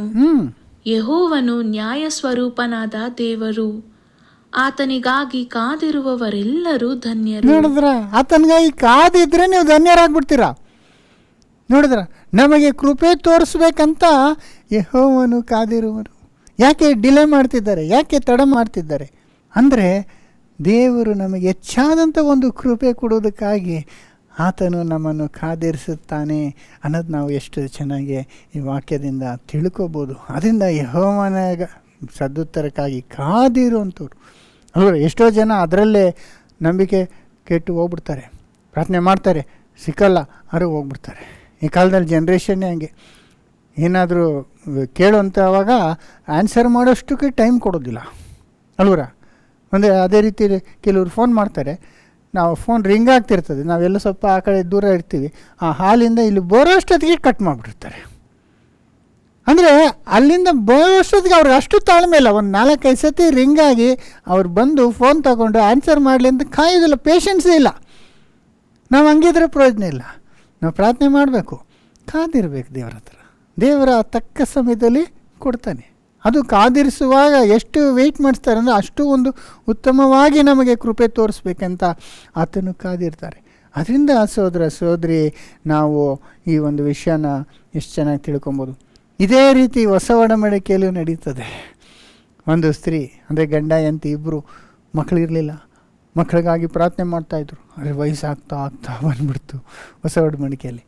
ಆದರೆ ಆಗ ಕಾದಿದ್ದ ಮೇಲೆ ದೇವರಿಗೆ ಅವರಿಗೆ ಎಷ್ಟೋ ದೊಡ್ಡ ಒಂದು ಸೇವಕನಾಗುವಂಥ ಒಂದು ಮಗನನ್ನು ಕೊಟ್ಟರು. ಅದು ಯಾರು ಅನ್ಬೇಕಾದ್ರೆ ನಿಮಗೆ ಜ್ಞಾಪಕ ಬರ್ತದೆ, ಅದು ಜಕರಿಯ ಮತ್ತು ಎಲಿಜಬೆತ್ ಅವರು. ಜಕರಿಯ ಒಂದು ಯಾಜಕನಾಗಿದೆ, ಯಾಜಕ ಆತನ ಹೆಂಡತಿ ಅವರಿಗೆ ಮಕ್ಕಳಾಗಲಿಲ್ಲ. ನೋಡಿ ಅದನ್ನು ಲೂಕ 1:11 ಕರ್ತನ ದೂತನು ಧೂಪಪೀಠದ ಬಲಗಡೆಯಲ್ಲಿ ನಿಂತುಕೊಂಡವನಾಗಿ ಅವನಿಗೆ ಕಾಣಿಸಿಕೊಂಡನು. ಜಕರಿಯ ಸೇವೆ ಮಾಡೋಕ್ಕೆ ಅಂತ ಪರಿಶುದ್ಧ ಸ್ಥಾನದಲ್ಲಿ ಒಂದು ದಿವಸ ಹೋಗಿರುವಾಗ ಆತನಿಗೆ ಕಾಣಿಸ್ಕೊಳ್ತಾನೆ. ಜಕರಿಯನು ಅವನನ್ನು ಕಂಡು ತತ್ತರಗೊಂಡು ಭಯ ಹಿಡಿದವನಾದನು. ಆದರೆ ಆ ದೂತನು ಅವನಿಗೆ, ಜಕರಿಯ ಭಯಪಡಬೇಡ, ನಿನ್ನ ವಿಜ್ಞಾಪನೆ ದೇವರಿಗೆ ಮುಟ್ಟಿತು. ನಿನ್ನ ಹೆಂಡತಿಯಾದ ಎಲಿಸಬೇತಳು ನಿನಗೆ ಒಬ್ಬ ಮಗನನ್ನು ಹೆರುವಳು. ಅಲ್ಲಿ ಹೇಳುವಾಗ ಏನು ಹೇಳ್ತಿದ್ದಾರೆ ಓದಿ. ಆದರೆ ಆ ದೂತನು ಅವನಿಗೆ, ಜಕರಿಯ ಭಯಪಡಬೇಡ, ನಿನ್ನ ವಿಜ್ಞಾಪನೆ ದೇವರಿಗೆ ಮುಟ್ಟಿತು. ನೋಡಿ, ನಿನ್ನ ವಿಜ್ಞಾಪನೆ ದೇವರಿಗೆ ಮುಟ್ಟಿತು ಅನ್ನುವಾಗ ಯಾವಾಗ ಮುಟ್ಟಿದೆ? ಅಷ್ಟರೊಳಗೆ ಇವ್ರಿಗೆ ವಯಸ್ಸೇ ಆಗೋಗ್ಬಿಟ್ಟಿದೆ. ಅವ್ರಿಗೆ ಎಷ್ಟು ವಯಸ್ಸಾಗಿತ್ತು ಅನ್ನೋದನ್ನ ನಾವು ಅಲ್ಲೇ ಓದ್ಬೋದು. 1ನೇ ಅಧ್ಯಾಯದಲ್ಲಿ 7ನೇ ವಚನ ಓದುವಾಗ ನಮಗೆ ಗೊತ್ತಾಗ್ತದೆ. ಆದರೆ ಎಲಿಸಬೇತಳು ಬಂಜೆಯಾದದರಿಂದ ಅವರಿಗೆ ಮಕ್ಕಳಿರಲಿಲ್ಲ. ಇದಲ್ಲದೆ ಅವರಿಬ್ಬರು ದಿನ ಹೋದವರಾಗಿದ್ದರು. ಅಂದರೆ ಇಬ್ಬರು ವಯಸ್ಸಾಗ್ಬಿಟ್ಟಿತ್ತು, ಫುಲ್ ಏಜ್ ಆಗ್ಬಿಟ್ಟಿದೆ. ಅದು ಏಜ್ ಆದ್ಮೇಲೆ, ಸರ್ಟನ್ ಏಜ್ ಆದ್ಮೇಲೆ ಮಕ್ಕಳು ಹುಟ್ಟೋದು ಭಾಳ ಕಷ್ಟ, ಹುಟ್ಟೋದಕ್ಕೆ ಚಾನ್ಸ್ ಇಲ್ಲ ಅಲ್ವರ. ಆ ರೀತಿ ಒಂದು ಪರಿಸ್ಥಿತಿ. ಅಂದರೆ ಅವ್ರು ಎಷ್ಟು ಪ್ರಾರ್ಥನೆಗಳು ಮಾಡಿರ್ತಾರೆ ಅಲ್ವರ. ಆದರೂ ದೇವರು ಆನ್ಸರ್ ಮಾಡ್ತೀರಾ ಇದ್ರು. ಅವನು ಒಂದು ಯಾಜಕನಾಗಿದ್ನು, ಆತನು ಎಲ್ಲರಿಗಾಗಿ ಪ್ರಾರ್ಥನೆ ಮಾಡ್ತಿದ್ದಾನೆ, ಎಲ್ಲರ ವಿಜ್ಞಾಪನೆಗಳನ್ನ ದೇವ್ರ ಮುಂದೆ ಸಲ್ಲಿಸೋಂಥವನಾಗಿದ್ದಾನೆ. ಆದರೆ ಆತನ ಪ್ರಾರ್ಥನೆ ದೇವ್ರು ಕೇಳಲಿಲ್ಲ. ಎಷ್ಟು ವರ್ಷಗಳು ತಡೆ ಮಾಡಿದ್ರು. ಆದರೆ ಯಾಕೆ ಅಂದರೆ ಅದಕ್ಕೊಂದು ಕಾರಣ ಇದೆ ಸಹೋದರ ಸಹೋದರಿ. ಆಗಲೇ ಹುಟ್ಬಿಟ್ಟಿದ್ದಿದ್ರೆ ಎಲ್ಲರ ಥರ ಹುಟ್ಟದ ಅಂತ ಅಲ್ವರ. ಆದರೆ ಇಷ್ಟು ತಡೆ ಮಾಡಿದ್ಮೇಲೆ ದೇವರು ಅವರಿಗೆ ಮಗನನ್ನು ಕೊಡುವಾಗ ಇದು ದೇವರ ಕಾರ್ಯ ಅಂತ ಎಲ್ಲರಿಗೂ ಗೊತ್ತಾಗ್ತದೆ. ಇದು ಸಾಧಾರಣವಾಗಿ ಎಲ್ಲರಿಗೂ ಹುಟ್ಟುವ ರೀತಿ ಹುಟ್ಟಿರುವಂಥ ಮಗು ಅಲ್ಲ, ಇದು ದೇವರ ಒಂದು ಅದ್ಭುತ ಕಾರ್ಯ ಅಂತ ಎಲ್ಲರಿಗೂ ಗೊತ್ತಾಗ್ತದೆ. ಆ ಮಗುವಿನ ಶ್ರೇಷ್ಠತೆ ಕೂಡ ಎಷ್ಟು ದೊಡ್ಡದಾಗಿ ಬರ್ತದೆ ನೋಡಿ ಅಲ್ವ. ಅಷ್ಟು ಶ್ರೇಷ್ಠ ಆಯಿತು ಆ ಮಗು ಅನ್ನುವಾಗ ನೋಡಿ, ಫೈನಲ್ ಎಷ್ಟು ವರ್ಷದ ನಂತರ ದೇವರು ನಿನ್ನ ಪ್ರಾರ್ಥನೆ, ನಿನ್ನ ವಿಜ್ಞಾಪನೆಯನ್ನು ಕೇಳಿದ್ದಾನೆ ಅಂತ ಹೇಳಿದ್ರು. ಅದೇ ರೀತಿ ಅವ್ರು ಕಾದಿದ್ರು. ಅದೇ ರೀತಿ ಯೋಹಾನು ಎಷ್ಟು ದೊಡ್ಡ ದೇವರ ಸೇವಕನಾಗ್ಬಿಟ್ಟ ಅಂದರೆ, ಯೇಸು ಸ್ವಾಮಿಯೇ ಸ್ವತಃ ಆತನ ಬಗ್ಗೆ ಹೇಳುವಾಗ ಸ್ತ್ರೀಗಳಲ್ಲಿ ಅವನಿಗಿಂತ ಶ್ರೇಷ್ಠನ ಹುಟ್ಟೇ ಇಲ್ಲ ಅಂದ್ಬಿಟ್ರು. ನೋಡಿದ್ರ ನೋಡಿ, ಮತ್ತೆ 11ನೇ ಅಧ್ಯಾಯ 11ನೇ ವಚನದಲ್ಲಿ, ಸ್ತ್ರೀಯರಲ್ಲಿ ಹುಟ್ಟಿದವರೊಳಗೆ ಸ್ನಾನಿಕನಾದ ಯೋಹಾನಿನಿಗಿಂತ ದೊಡ್ಡವನು ಎದ್ದಿಲ್ಲ. ನೋಡಿದ್ರ ಸಹೋದರ ಸಹೋದರಿ, ಅವನಿಗಿಂತ ದೊಡ್ಡವನು ಯಾರಿಲ್ಲ ಅಲ್ಲಿವರೆಗೂ ಅನ್ನುವಾಗ ಎಷ್ಟು ಒಂದು ದೊಡ್ಡ ಸೇವಕನನ್ನು ಅವರು ಪಡ್ಕೊಳ್ಳಿ. ಯಾಕೆಂದರೆ ಅವ್ರು ಕಾದಿದ್ರು, ಅವ್ರ ದೇವ್ರನ್ನ ಬಿಟ್ಬಿಟ್ಟು ಹೋಗಲಿಲ್ಲ ಅಲ್ವ. ದೇವರು ತಡ ಮಾಡಿ ಫೈನಲಾಗಿ ಎಷ್ಟು ದೊಡ್ಡ ಆಶೀರ್ವಾದನ ಅವರಿಗೆ ಕೊಟ್ಟರು ಅನ್ನೋದು. ಮತ್ತು ಇನ್ನೊಂದು ಸನ್ನಿವೇಶ ಕೂಡ ನಾವು ನೋಡ್ತೀವಿ. ಯೇಸು ಸ್ವಾಮಿಯ ಜೀವಮಾನ ಕಾಲದಲ್ಲಿ ಮಾರ್ತಾ ಮರಿಯಾ ಅಂತ ಇಬ್ಬರು ಇದ್ದರು. ಅವ್ರಿಗೊಂದು ಸಹೋದರ ಇದ್ದರು, ಲಾಜರಸ್ಸು. ಆಗ ಯೇಸು ಬೇರೆ ಕಡೆ ಊರಿಗೆ ಹೋಗಿರ್ತಾರೆ. ಆಗ ಅವನಿಗೆ ಅಸ್ವಸ್ಥನಾಗ್ಬಿಡ್ತಾನೆ. ಆಗ ಹೇಳಿ ಕಳಿಸ್ತಾರೆ, ಲಾಜರಸ್ಗೆ ಅಸ್ವಸ್ಥನಾಗಿದ್ದಾನೆ, ಬೇಗ ಬಾ ಅಂತ. ಅಲ್ಲಿ ಆ ಒಂದು ಸನ್ನಿವೇಶದಲ್ಲಿ ನೀವು ಅದನ್ನು ಓದಿ ಯೋಹಾನ 11:1. ಬೇತಾನ್ಯದ ಲಾಸರನೆಂಬವನೊಬ್ಬನು ಅಸ್ವಸ್ಥನಾಗಿದ್ದನು. ಅದು ಮಾರ್ತಳು ಮರಿಯಳು ಎಂಬ ಅಕ್ಕ ತಂಗಿಯರು ಇದ್ದ ಊರು. ಈ ಮರಿಯಳು ಯೇಸುಸ್ವಾಮಿಗೆ ತೈಲವನ್ನು ಹಚ್ಚಿ ಆತನ ಪಾದಗಳನ್ನು ತನ್ನ ತಲೆ ಕೂದಲಿನಿಂದ ಹೊರಸಿದವಳು. ಈಕೆಯ ತಮ್ಮನಾದ ಲಾಸರನೇ ಅಸ್ವಸ್ಥನಾಗಿದ್ದನು. ಹೇಳಿ ಕಳಿಸಿದ್ಮೇಲೆ ಯೇಸು ಏನ್ ಮಾಡ್ತಾರೆ ಗೊತ್ತಾ? 6ನೇ ವಚನ ಓದಿ. ಆದರೂ ಲಾಸರನು ಅಸ್ವಸ್ಥನಾಗಿದ್ದಾನೆಂದು ಆತನು ಕೇಳಿದ ಮೇಲೆ 2 ದಿನ ತಾನಿದ್ದ ಸ್ಥಳದಲ್ಲೇ ನಿಂತನು. ನೋಡಿ, ಅಸ್ವಸ್ಥನಾದ ಅಷ್ಟು ಎಮರ್ಜೆನ್ಸಿ ಮೆಸೇಜ್ ಕಳಿಸಿದ್ರೆ ಇಮಿಡಿಯೇಟ್ ಆಗಿ ಬರಬೇಕಾ ಇಲ್ಲೋ? ಆದರೆ ಯೇಸು ಸ್ವಾಮಿ ಬರ್ದಿರ ಇನ್ನೂ 2 ದಿನ ಅಲ್ಲೇ ಇದ್ದು ತಡೆ ಮಾಡ್ತಾರೆ, ಬೇಕಂತ ಹೋಗೋದಿಲ್ಲ. ಅಷ್ಟರಲ್ಲಿ ಇಲ್ಲಿ ಅಸ್ವಸ್ಥನಾಗಿದ್ದವನು ಸತ್ತೇ ಹೋಗ್ಬಿಟ್ಟಿರ್ತಾನೆ. ಯೇಸು ಬರೋ ಅಷ್ಟರೊಳಗೆ ಸತ್ತು 4 ದಿವಸ ಆಗ್ಬಿಟ್ಟಿರ್ತದೆ. ಎಷ್ಟು ಡಿಲೇ ಮಾಡಿದ್ದಾರೆ ನೋಡಿ, ಅಲ್ಲಿಂದ ಪ್ರಯಾಣ ಮಾಡಿಕೊಂಡು ಬರೋ ಅಷ್ಟರಲ್ಲಿ. ಆದ್ದರಿಂದ ಸಹೋದರ ಸಹೋದರಿ, ಈ ರೀತಿ ದೇವರೇ ಕೆಲವು ವಿಷಯಗಳನ್ನ ತಡ ಮಾಡುವುದನ್ನ ನಾವು ನೋಡ್ತೀವಿ. ಸ್ಲೋ ಮಾಡ್ತಾರೆ, ಡಿಲೇ ಮಾಡ್ತಾರೆ ಅಲ್ವರ. ಆಗ ಆತನು ಫೈನಲಿ ಬರುವಾಗ ಅದೇ ಮಾತು ಹೇಳ್ತಾಳೆ, ಅದು ನಿಮಗೆಲ್ಲ ಗೊತ್ತಿದೆ. ಮಾರ್ತಾ ಬಂದು, ನೀವು ಮುಂಚೆನೇ ಬಂದಿದ್ದಿದ್ರೆ ನನ್ನ ತಮ್ಮ ಸಾಯ್ತಾನೆ ಇರಲಿಲ್ಲ ಅಂತ. ಸಿಚುವೇಶನ್ ಹಂಗೆ ಅದು ಡಿಲೇ ಆದಷ್ಟು ಇನ್ನೂ ಸಿಚುವೇಶನ್ ವರ್ಸ್ಟ್ ಆಗ್ತಾ ಹೋಗ್ತದೆ. ನಮ್ಮ ಪರಿಸ್ಥಿತಿ ಅದು ಬೇರೆ ಬೇರೆ ರೀತಿಯಲ್ಲಿ ಇರ್ಬೋದು. ನಮ್ಮ ಬಿಸ್ನೆಸ್ ಆಗಿರ್ಬೋದು, ನಮ್ಮ ರಿಲೇಷನ್ಶಿಪ್ಪಲ್ಲಿ ಇರ್ಬೋದು, ಬೇರೆ ಬೇರೆ ಆತ್ಮಿಕ ನಮ್ಮ ಸೇವೆ ವಿಷಯದಲ್ಲಿ ಕೂಡ ಇರ್ಬೋದು. ಅದು ದೇವರು ಇಮಿಡಿಯೇಟಾಗಿ ಏನೂ ಮಾಡೋದಿಲ್ಲ. ಆಗ ಇನ್ನೂ ಸಿಚುವೇಶನ್ ವರ್ಸ್ಟ್ ಆಗ್ತಾ ಹೋಗ್ತದೆ. ಹಂಗೆ ಆಗಿ ಸತ್ತೇ ಹೋಗ್ಬಿಟ್ಟ.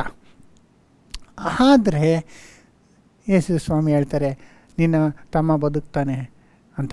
ಆಗ ಅವಳು ಹೇಳ್ತಾಳೆ, ಹೌದು ಬದುಕ್ತಾನೆ, ಕಡೆಯ ದಿನದಲ್ಲಿ ಪುನರುತ್ಥಾನದಿಂದಲೂ ಆವಾಗ ನ್ಯಾಯ ತೀರ್ಪು ದಿವಸದಲ್ಲಿ ಎದ್ದು ಬರ್ತಾನೆ, ನನಗೆ ಗೊತ್ತು ಅಂತಾಳೆ. ಆಗ ನಾನೇ ಜೀವವು ಪುನರುತ್ಥಾನವಾಗಿದ್ದೇನೆ ಅಂತ ಹೇಳಿ ಕರ್ಕೊಂಡು ಹೋಗಿ ಎಲ್ಲಿದ್ದಾನೆ ಅಂತ ಹೇಳಿದಾಗ ಅಲ್ಲಿ ಅವನು ಮುಚ್ಚಿರ್ತಾರೆ. ತೆಗಿರಿ ಅಂತ ಹೇಳಿ ಲಾಜರಸ್ ಆಚೆ ಬಂದಿದ್ದೆ, ಸತ್ತಂತಿದ್ದವನು ಎದ್ದು ಆಚೆ ಬಂದುಬಿಡ್ತಾನೆ. ಅಂದರೆ ಎಷ್ಟು ದೊಡ್ಡ ಅದ್ಭುತ ದೇವರು ಅವ್ರಿಗೆ ಮಾಡೋದು ನೋಡಿ. ತಡೆ ಮಾಡೋದ್ರಿಂದನೇ ಅದ್ಭುತ ಮಾಡಲಿಕ್ಕಾಯ್ತು. ಅವರು ತಕ್ಷಣ ಬಂದ್ಬಿಟ್ಟಿದ್ರೆ ಆ ಅಸ್ವಸ್ಥತೆಯಿಂದ ಅವನ್ನ ಕಾಪಾಡ್ತಿದ್ರು. ಎಷ್ಟೋ ಜನನ ಆ ಥರ ಕಾಪಾಡಿದ್ದಾರೆ, ಅದರಲ್ಲಿ ಇದು ಒಂದಾಗ್ಬಿಡ್ತಿತ್ತು. ಆದರೆ ತಡೆ ಮಾಡಿದ್ರಿಂದ ಆತನು ಸತ್ತೋಗುವ ಹಾಗೆ ಆಯಿತು. ಆಮೇಲೆ ಯೇಸು ಬಂದು ಸತ್ತವನನ್ನು ಎಬ್ಬಿಸುವಾಗ ಎಷ್ಟು ದೊಡ್ಡ ಒಂದು ಅದ್ಭುತ ಕಾರ್ಯ. ಅವ್ರಿಗೆ ಎಷ್ಟು ದುಃಖ ಆಯಿತು, ಅವ್ರಿಗೆ ಎಷ್ಟು ಒಂದು ಸಂತೋಷ ಅವರಿಗೆ ಆಯಿತು. ದೇವರ ಮಹಿಮೆ ಅಲ್ಲಿ ಎಷ್ಟು ಕ್ಲಿಯರಾಗಿ ಬಂತು. ಇದೆಲ್ಲ ಆಗಿದೆ ಅದಕ್ಕೆ ಆತನ ತಡೆ ಮಾಡಿದ್ರಿಂದನೇ. ಅದರಿಂದ ಸಹೋದರ ಸಹೋದರಿ, ನಾವು ಪ್ರಾರ್ಥನೆ ಮಾಡ್ತೀವಿ, ಆದರೆ ಸಮ್ಟೈಮ್ಸ್ ಅದು ದೇವರು ತಡೆ ಮಾಡ್ತಾರೆ. ಆಗ ನಾವು ಕಾದಿರಬೇಕು, ನಿರೀಕ್ಷೆಯಿಂದ ಕಾದಿರಬೇಕು. ಯಾಕಂದರೆ ದೇವರು ಏನೋ ಒಂದು ಅದ್ಭುತವಾದಂಥ ರೀತಿಯಲ್ಲಿ ನಮಗೆ ಆನ್ಸರ್ ಮಾಡೋಕ್ಕೋಸ್ಕರ ಕಾದಿರ್ತಾನೆ. ನಮ್ಮನ್ನು ಆ ಮೀನ್ವೇಲ್ ಪ್ರಿಪೇರ್ ಮಾಡ್ತಿರ್ತಾರೆ ಅಲ್ವರ. ನಾವು ಸಿದ್ಧರಾಗಿರ್ಬೇಕಲ್ವ. ಅದಕ್ಕಾಗಿ ಆ ಪರಿಸ್ಥಿತಿಗಳನ್ನೆಲ್ಲ ಸರಿಪಡಿಸ್ತಿರ್ತಾರೆ. ನಾವು ಪ್ರಾರ್ಥನೆ ಮಾಡಿದ್ಮೇಲೆ ತಕ್ಷಣವೇ ಆಗಬೇಕಂತಿಲ್ಲ, ಅದು ತಡ ಮಾಡಿ ಆಮೇಲೆ ನಂತರ ಎಷ್ಟೋ ಕಾಲಗಳ ನಂತರ ಕೂಡ ನೆರವೇರ್ಬೋದು. ಅದು 2ನೇ ರೀತಿಯಲ್ಲಿ ದೇವರು ಪ್ರಾರ್ಥನೆನ ಆನ್ಸರ್ ಮಾಡುವಂಥದ್ದು. ಆಮೇಲೆ 3ನೇ ರೀತಿಯಲ್ಲಿ ದೇವರು ಸ್ಪಂದಿಸೋದು ನಮ್ಮ ಪ್ರಾರ್ಥನೆಗೆ ಹೆಂಗೆ ಅಂದರೆ, ನಾವು ಪ್ರಾರ್ಥನೆ ಮಾಡ್ತೀವಿ, ಆದರೆ ದೇವರು ಉತ್ತರ ಕೊಡ್ತಾರೆ. ಆದರೆ ನಾವು ಕೇಳುವಂತೆ ಆತನ ಸದುತ್ತರ ಇರುವುದಿಲ್ಲ. ಸದುತ್ತರ ಸಿಗ್ತದೆ, ಆದರೆ ನಾವು ಕೇಳಿದ್ನೇ ಕೊಡೋಲ್ಲ ದೇವರು. ಅದನ್ನು ಬದಲಾಯಿಸಿ ಕೊಟ್ಟಿರ್ತಾರೆ, ಬೇರೆದಾಗಿ ಮಾಡಿ ಕೊಟ್ಟಿರ್ತಾರೆ. ಅದನ್ನು ಕೂಡ ನಾವು ತಿಳ್ಕೋಬೇಕು. ವಿಭಿನ್ನವಾಗಿರ್ತದೆ ದೇವರ ಆನ್ಸರ್. ನೋಡಿದ್ರ, ಅದನ್ನಲ್ಲಿ ಫಸ್ಟು ದೇವರು ಗ್ರ್ಯಾಂಟ್ ಮಾಡ್ತಾರೆ, ನಮ್ಮ ಪ್ರಾರ್ಥನೆಗೆ ತಕ್ಷಣ ಉತ್ತರ ಕೊಡ್ತಾರೆ. ಏನೇದು ಡಿಲೇ ಮಾಡ್ತಾರೆ, ಅಂದರೆ ಸ್ವಲ್ಪ ತಡೆ ಮಾಡಿ ಕೊಡುವಂತನೇ ಇದೆ. 3ನೇದಾಗಿ ಡಿಫ್ರೆಂಟಾಗಿ ಕೊಡ್ತಾರೆ. ನಾವು ಕೇಳಿದ್ದನ್ನು ಕೊಡ್ತಾರೆ, ಅದು ಬೇರೆ ರೀತಿಯಲ್ಲಿ ಇರ್ಬೋದು ಅನ್ನೋದು ಕೂಡ ನಾವು ವಾಕ್ಯದಲ್ಲಿ ನೋಡ್ಬೋದು ಅಲ್ವರ. ಇದಕ್ಕೆ ಒಂದು ಎಕ್ಸಾಂಪಲ್ ಉದಾಹರಣೆ ನಾವು ನೋಡಬೇಕಂದ್ರೆ ಅಬ್ರಹಾಮು ದೇವರು ವಾಗ್ದಾನ ಕೊಡ್ತಾರೆ, ಎಲ್ಲ ಬಿಟ್ಟು ಮಾಡ್ತಾರೆ. ಅನೇಕ ವರ್ಷ ಆದರೂ ನಿನ್ನ ದೊಡ್ಡ ಸಂತಾನ ಮಾಡ್ತೀನಿ ಅಂತಿದ್ದು ಹೇಳಿದ್ದು ನೆರವೇರಲ್ಲ, ಮಕ್ಕಳೇ ಹುಟ್ಟಲ್ಲ ಅವ್ರು ಕರೆಯುವಾಗಲೇ 25 ವರ್ಷ, ಇನ್ನು ಅವನಿಗೆ 86 ವರ್ಷ ಆಗುತ್ತೆ, ಮಕ್ಕಳಿಲ್ಲ. ಆಗ ಏನು ಮಾಡ್ತಾನೆ, ಸಾರಾ ಒಂದು ಐಡಿಯಾ ಕೊಡ್ತಾಳೆ, ನನ್ನ ಕೆಲಸಗಳನ್ನ ನೀನು ಹೆಂಡತಿ ತಗೊಂಡು ಅವನ ಮೂಲಕ ನನಗೆ ಮಗು ಊಟಗೆ ಕೊಡು ಅಂತ. ಅದನ್ನು ಈತನು ಮಾಡಿಬಿಡ್ತಾನೆ. ದೇವರ ಹತ್ರ ಅಪ್ಪಣೆ ಕೇಳಲ್ಲ, ಇವನೇ ಸರಿ ಅನಿಸುತ್ತೆ. ಆಗ ಇಷ್ಮಾಯೇಲ್ ಹುಟ್ಟಿರ್ತಾನೆ. ಹಾಗೆ ಇಷ್ಮಾಯೇಲ್ ಅಬ್ರಾಮು ತನ್ನ ಮಗ ಅಂತ ನಂಬಿಡ್ತಾನೆ. ಆದರೆ ಒಂದು ದಿವಸ ದೇವರು ಬಂದು ನಿನಗೆ ಮಗ ಹುಡ್ತಾನೆ, ನಾನು ಆಶೀರ್ವಾದ ಮಾಡ್ತೀನಿ, ಅವನ ಜೊತೆ ಒಡಂಬಡಿಕೆ ಮಾಡ್ಕೊತೀನಿ ಅಂದಾಗ ಅಬ್ರಾಮ್ ಏನು ಹೇಳ್ತಾನೆ ನೋಡಿ, ನಕ್ಬಿಡ್ತಾನೆ ಅಬ್ರಾಮ್. ಫಸ್ಟ್ ಆಫ್ ಆಲು, ನನಗೆ ಇಷ್ಟು ವಯಸ್ಸಾಗ್ಬಿಟ್ಟಿದೆ, ಇವಾಗ ನನಗೆ ಸಾರಾಗೆ ಮಗು ಹುಡ್ತದ? ಸಾರಾಗೂ ತುಂಬ ವಯಸ್ಸಾಗಿರ್ತದೆ, ಒಂದು 10 ವರ್ಷ ವ್ಯತ್ಯಾಸ. ಆದರೆ ಇಬ್ಬರಿಗೂ 90ಸಲ್ಲಿ 90, ಇವನಿಗೆ 100 ವರ್ಷ. ಆಗ ಅಬ್ರಾಮು ನಕ್ಕು ಈ ರೀತಿ ಹೇಳ್ತಾರೆ, ಇಷ್ಮಾಯೇಲ್ ಇದ್ದಾನಲ್ಲ, ಈ ಇಷ್ಮಾಯೇಲೇ ಅವನ್ನೇ ನೀನು ಆರಿಸ್ಕೊ, ಅವನ ಜೊತೆಗೆ ನೀವು ಒಡಂಬಡಿಕೆ ಮಾಡ್ಕೊ ಅಂತ ದೇವರಿಗೆ ಹೇಳ್ಬಿಡ್ತಾನೆ. ಇವನ ಆಸೆ ಏನು, ಇಷ್ಮಾಯೇಲ್ನ ಈ ಪ್ರೀತಿ ಮಾಡಿಬಿಟ್ಟ, ಅವನ್ನೇ ನೀನು ನನ್ನ ಸಂತಾನವಾಗಿ ತಗೊಂಡು ಆಶೀರ್ವಾದ. ಆಗ ದೇವರು ಹೇಳ್ತಾರೆ, ಇಲ್ಲ, ಇಷ್ಮಾಯೇಲ್ ಆಗೋದಿಲ್ಲ, ಇಷ್ಮಾಯೇಲ್ನ ನಾನು ಆಶೀರ್ವದಿಸ್ತೀನಿ, ಆದರೆ ನಾನು ಮಾಡುವಂಥ ಒಡಂಬಡಿಕೆ ಇಷ್ಮಾಯೇಲ್ನಲ್ಲಿ ನೆರವೇರೋದಿಲ್ಲ ಅಂತ ಹೇಳಿ ಮಾಡೋದನ್ನ ನಾವು ಆದಿಕಾಂಡ 17ನೇ ಅಧ್ಯಾಯದಲ್ಲಿ ನಾವು ನೋಡ್ಕೊಂಬರ್ಬೋದು. 17-15 ಓದಿ. ಇದಲ್ಲದೆ ದೇವರು ಅಬ್ರಹಾಮನಿಗೆ, ನೀನು ಇನ್ನು ಮುಂದೆ ನಿನ್ನ ಪತ್ನಿಯನ್ನು ಸಾರಯಳೆಂದು ಕರೆಯದೆ ಸಾರಾ ಎಂದು ಕರೆಯಬೇಕು. ನಾನು ಆಕೆಯನ್ನು ಆಶೀರ್ವದಿಸಿ ಆಕೆಯಲ್ಲಿ ನಿನಗೆ ಮಗನನ್ನು ಕೊಡುವೆನು. ನಾನು ಆಕೆಯನ್ನು ಆಶೀರ್ವದಿಸಿದ್ದರಿಂದ ಆಕೆಯಿಂದ ಅನೇಕ ಜನಾಂಗಗಳು ಅರಸರು ಉತ್ಪತ್ತಿಯಾಗುವರು ಎಂದು ಹೇಳಲು ಅಬ್ರಹಾಮನು ಅಡ್ಡ ಬಿದ್ದು ನಕ್ಕು. ಏನ್ರಿ, ಅಬ್ರಹಾಮ್ ಅಡ್ಡ ಬಿದ್ದು ನಕ್ಕು ಈ ರೀತಿ ಹೇಳ್ತಾನೆ ಅಂದರೆ ಅವನಿಗೆ ನಗು ಬಂದ್ಬಿಡ್ತು. ಅದು ಅಷ್ಟಿಷ್ಟು ನಗು ಅಲ್ಲ, ಬಿದ್ದು ನಕ್ಕ ಅಂತ ಬಂದ್ಬಿಡ್ತು.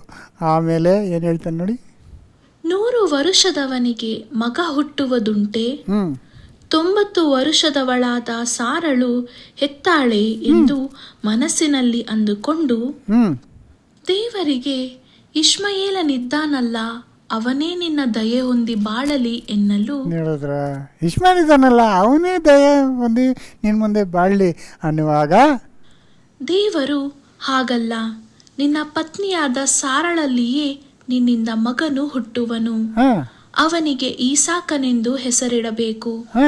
ಅವನ ಸಂಗಡ ನನ್ನ ಒಡಂಬಡಿಕೆಯನ್ನು ಸ್ಥಾಪಿಸಿಕೊಳ್ಳುವೆನು, ಅದು ಅವನ ಸಂತತಿಯವರಲ್ಲಿಯೂ ಶಾಶ್ವತವಾಗಿರಬೇಕು. ನೋಡಿದ್ರ, ಹಂಗ ಆಗೋದಿಲ್ಲ. ಇವನು ಕೇಳ್ದಾಗ ದೇವ್ರು ಮಾಡಲ್ಲ ಅಂದರು. ಇಷ್ಮಾಯೇಲ್ನೇ ನೀನೇನು ಮಾಡು, ದಯೆ ತೋರಿಸಿ ಅವನ್ನೇ ನೀನು ಅವನ ಮೂಲಕ ನಿನ್ನ ವಾಗ್ದಾನ ನೆರವೇರಿಸಿದ್ರೆ ದೇವರು ಆಗೋದಿಲ್ಲ. ನಿನ್ನ ವಾಗ್ದಾನನ ನೆರವೇರಿಸ್ತೀನಿ, ನಿನ್ನ ಸಂತಾನನ ಅಭಿವೃದ್ಧಿ ಮಾಡ್ತೀನಿ, ಆದರೆ ನೀನು ಕೇಳೋದ ರೀತಿ ಅಲ್ಲ. ಸಾರಾಗೆ ಮಗು ಹುಡ್ತದೆ, ಸಾರಾಗಿ ಹುಟ್ಟುವಂಥ ಮಗನ್ನ ನೀನು ಐಸಾಕ್ ಅಂತ ಕರಿಬೇಕು, ಐಸಾಕ್ ಮೂಲಕವಾಗಿ ಅನ್ನುವಾಗ ನಾವೇನು ನೋಡ್ಬೋದು ಅಂದರೆ, ನಾವು ಯಾವುದೋ ಒಂದನ್ನು ಮನಸ್ಸಲ್ಲಿ ಇಟ್ಕೊಂಡು ಕೇಳ್ತಿರ್ತೀವಿ ದೇವ್ರ ಹತ್ರ. ದೇವರ ಅದು ಸರಿ ಇಲ್ಲ, ಇನ್ನೊಂದು ರೀತಿಯಲ್ಲಿ ನಾನು ನಿನಗೆ ಆನ್ಸರ್ ಮಾಡ್ತೀನಿ ಅಂತ ದೇವ್ರು ನಮ್ಮ ಪ್ರಾರ್ಥನೆನ ಸದುತ್ತರ ಕೊಟ್ಟಿರ್ತಾರೆ ಅಲ್ವರ. ಹಾಗಿದೆಯಾ, ನಿಮ್ಗೆ ಅನುಭವಿಸಿರ್ಬೋದು. ನೀವು ಯಾವುದೋ ಒಂದು ಅಂದ್ಕೊಂಡಿರ್ತೀರ, ಅದಾಗಲ್ಲ, ಬೇರೆದಾಗತ್ತೆ. ಆದರೆ ಆಮೇಲೆ ನೀವು ಏನು ಅರ್ಥ ಮಾಡ್ಕೊಳ್ಬೋದು ಅಂದರೆ, ನಾವು ಅಂದ್ಕೊಂಡಿದ್ದಕ್ಕಿಂತ ದೇವರು ಕೊಟ್ಟಿದ್ದ ಒಂದು ಚಾಯ್ಸ್ ಇನ್ನೂ ಬೆಟರ್ ಅನಿಸುತ್ತೆ ನಮಗೆ. ಎಷ್ಟೋ ಸತಿ ನಾವು ಏನೋ ಒಂದು ಬೇಕು ನಾವು ಅಂದ್ಕೊಂಡು ದೇವ್ರ ಹತ್ರ ಆ ವಿಷಯಕ್ಕೆ ಪ್ರಯತ್ನ ಮಾಡ್ತಿರ್ತೀವಿ. ಆ ದೇವ್ರು ಆ ರೀತಿ ಮಾಡೋಲ್ಲ, ಆದರೆ ಇನ್ನೊಂದು ರೀತಿಯಲ್ಲಿ ಮಾಡಿರ್ತಾರೆ, ಅದು ಇನ್ನೂ ಎಷ್ಟೋ ಉತ್ತಮ ಅಂತ ನಮಗೆ ಚೆನ್ನಾಗಿ ಗೊತ್ತಾಗ್ಬಿಡ್ತದೆ ಅಲ್ವರ. ಆ ರೀತಿ ನಾವು ಅನೇಕ ಸಂದರ್ಭದಲ್ಲಿ ಸೋದರಿ ನಮ್ಮ ಜೀವನದಲ್ಲಿ ಕೂಡ ನಡೀತದೆ ಅನ್ನೋದನ್ನ ನಾವು ನೋಡ್ಬೋದು. ಇದು ಒಂದು ವೇಳೆ ಒಂದು ಉದ್ಯೋಗ ಆಗಿರ್ಬೋದು. ನಾವು ಈ ಉದ್ಯೋಗ ನನಗೆ ಸಿಕ್ಕಿದ್ರೆ ದೇವರೇ ನಾನು ಭಾಳ ಚೆನ್ನಾಗಿರ್ತೀನಿ ಅಂತ ನಾವು ಅಂದ್ಕೊತೀವಿ. ಆ ದೇವರು ಬೇರೆ ಯಾವುದೋ ಉದ್ಯೋಗ ತೋರಿಸಿರ್ತಾರೆ. ನಾವು ಅನ್ಕೊತೀವಿ, ನಾನು ಈ ಹೊರದೇಶಕ್ಕೆ ಹೋಗಬೇಕು, ಆಸ್ಟ್ರೇಲಿಯಾಗೆ ಹೋಗಬೇಕು, ನ್ಯೂಜಿಲ್ಯಾಂಡು, ಅಮೇರಿಕಾಗೆ ಹೋದರೆ ನಾನು ಭಾಳ ಸಂತೋಷವಾಗಿರ್ತೀನಿ ಅಂತ ಪ್ರಾರ್ಥನೆ ಮಾಡ್ತಿರ್ತೀವಿ. ಆದರೆ ದೇವರು ಬೇರೆ ರೀತಿಯಲ್ಲಿ ನಮ್ಮನ್ನು ಸಂತೋಷಪಡಿಸಿರ್ತಾರೆ. ಅದೇ ರೀತಿ ನಾವು ಕೆಲವೊಂದೊಮ್ಮೆ ನಮಗೆ ಮೆಡಿಕಲ್ ಸೀಟ್ಸ್ ಬೇಕು ಅಂತ ನಾವು ಪ್ರಾರ್ಥನೆ ಮಾಡಿರ್ತೀವಿ, ದೇವರು ಡೆಂಟಲ್ ಸೀಟ್ ಕೊಟ್ಟಿರ್ತಾರೆ, ಇಲ್ಲ ಇಂಜಿನಿಯರಿಂಗ್ ಕೊಟ್ಟಿರ್ತಾರೆ ಅಲ್ಲವ್ರ. ನಾವು ಕೇಳಿದ್ನೇ ದೇವ್ರು ಕೊಡೋಲ್ಲ, ಆದರೆ ದೇವ್ರು ಬೇರೆ ರೀತಿಯಲ್ಲಿ ನಮಗೆ ಕೊಟ್ಟಿರ್ತಾರೆ. ಅದೇ ನಾವು ತಿಳ್ಕೊಬೇಕಾದದ್ದು. ಒಂದು ಲೈಫ್ ಪಾರ್ಟ್ನರ್ ಇರ್ಬೋದು. ನಾನು ಈ ಹುಡುಗನ ಮದುವೆ ಆಗಬೇಕಂತ ನಾವು ಇಷ್ಟಪಟ್ಟು, ಈ ಹುಡುಗಿನ ಮದುವೆ ಆಗಬೇಕಂತ ಇಷ್ಟಪಟ್ಟಿರ್ಬೋದು, ಆದರೆ ದೇವರು ಬೇರೆಯವ್ರನ್ನ ಕೊಟ್ಟಿರ್ಬೋದು.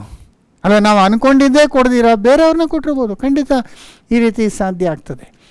ಅಲ್ವರ. ಯಾಕಂದರೆ ನಾವು ಈ ತಕ್ಷಣಕ್ಕೆ ನಮಗೆ ಅದು ಸಿಕ್ಕಿದ್ರೆ ಸಾಕು ಅಂತ ನಾವು ಅಂದ್ಕೊಂಡು ಪ್ರಾರ್ಥನೆ ಮಾಡ್ತಿರ್ತೀವಿ, ಈ ಪ್ರೆಸೆಂಟಲ್ಲಿ ನಾವು ಯೋಚನೆ ಮಾಡ್ತಿರ್ತೀವಿ. ಆದರೆ ದೇವರು ಇನ್ನೂ ಅನೇಕ ವರ್ಷಗಳ ಕಾಲ ನಮಗದು ಯಾವ ರೀತಿ ಇರ್ತದೆ ಅನ್ನೋದನ್ನ ದೇವರು ತಿಳ್ಕೊಂಡು ನಮಗೆ ಒಳ್ಳೆಯದನ್ನು ಕೊಟ್ಟಿರ್ತಾರೆ.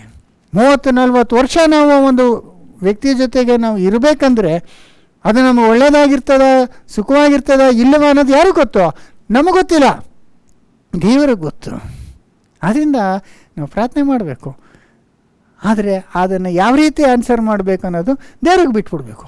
ಯಾಕಂದರೆ ದೇವರು ಪರಿಪೂರ್ಣ ಜ್ಞಾನಿಯಾಗಿದ್ದಾನೆ, ಎಲ್ಲವನ್ನು ನಮ್ಮ ಹಿತಕ್ಕಾಗಿ ಮಾಡುವಂಥವನಾಗಿದ್ದಾನೆ ದೇವರು. ಅದನ್ನು ನಂಬಿ ಪರಿಪೂರ್ಣ ಭರವಸೆಯಿಂದ ನಾವು ಆತನ ಹತ್ರ ಬಿಟ್ಬಿಡ್ಬೇಕು, ಡಿಸಿಷನ್ನು ಕೇಳಬೇಕು.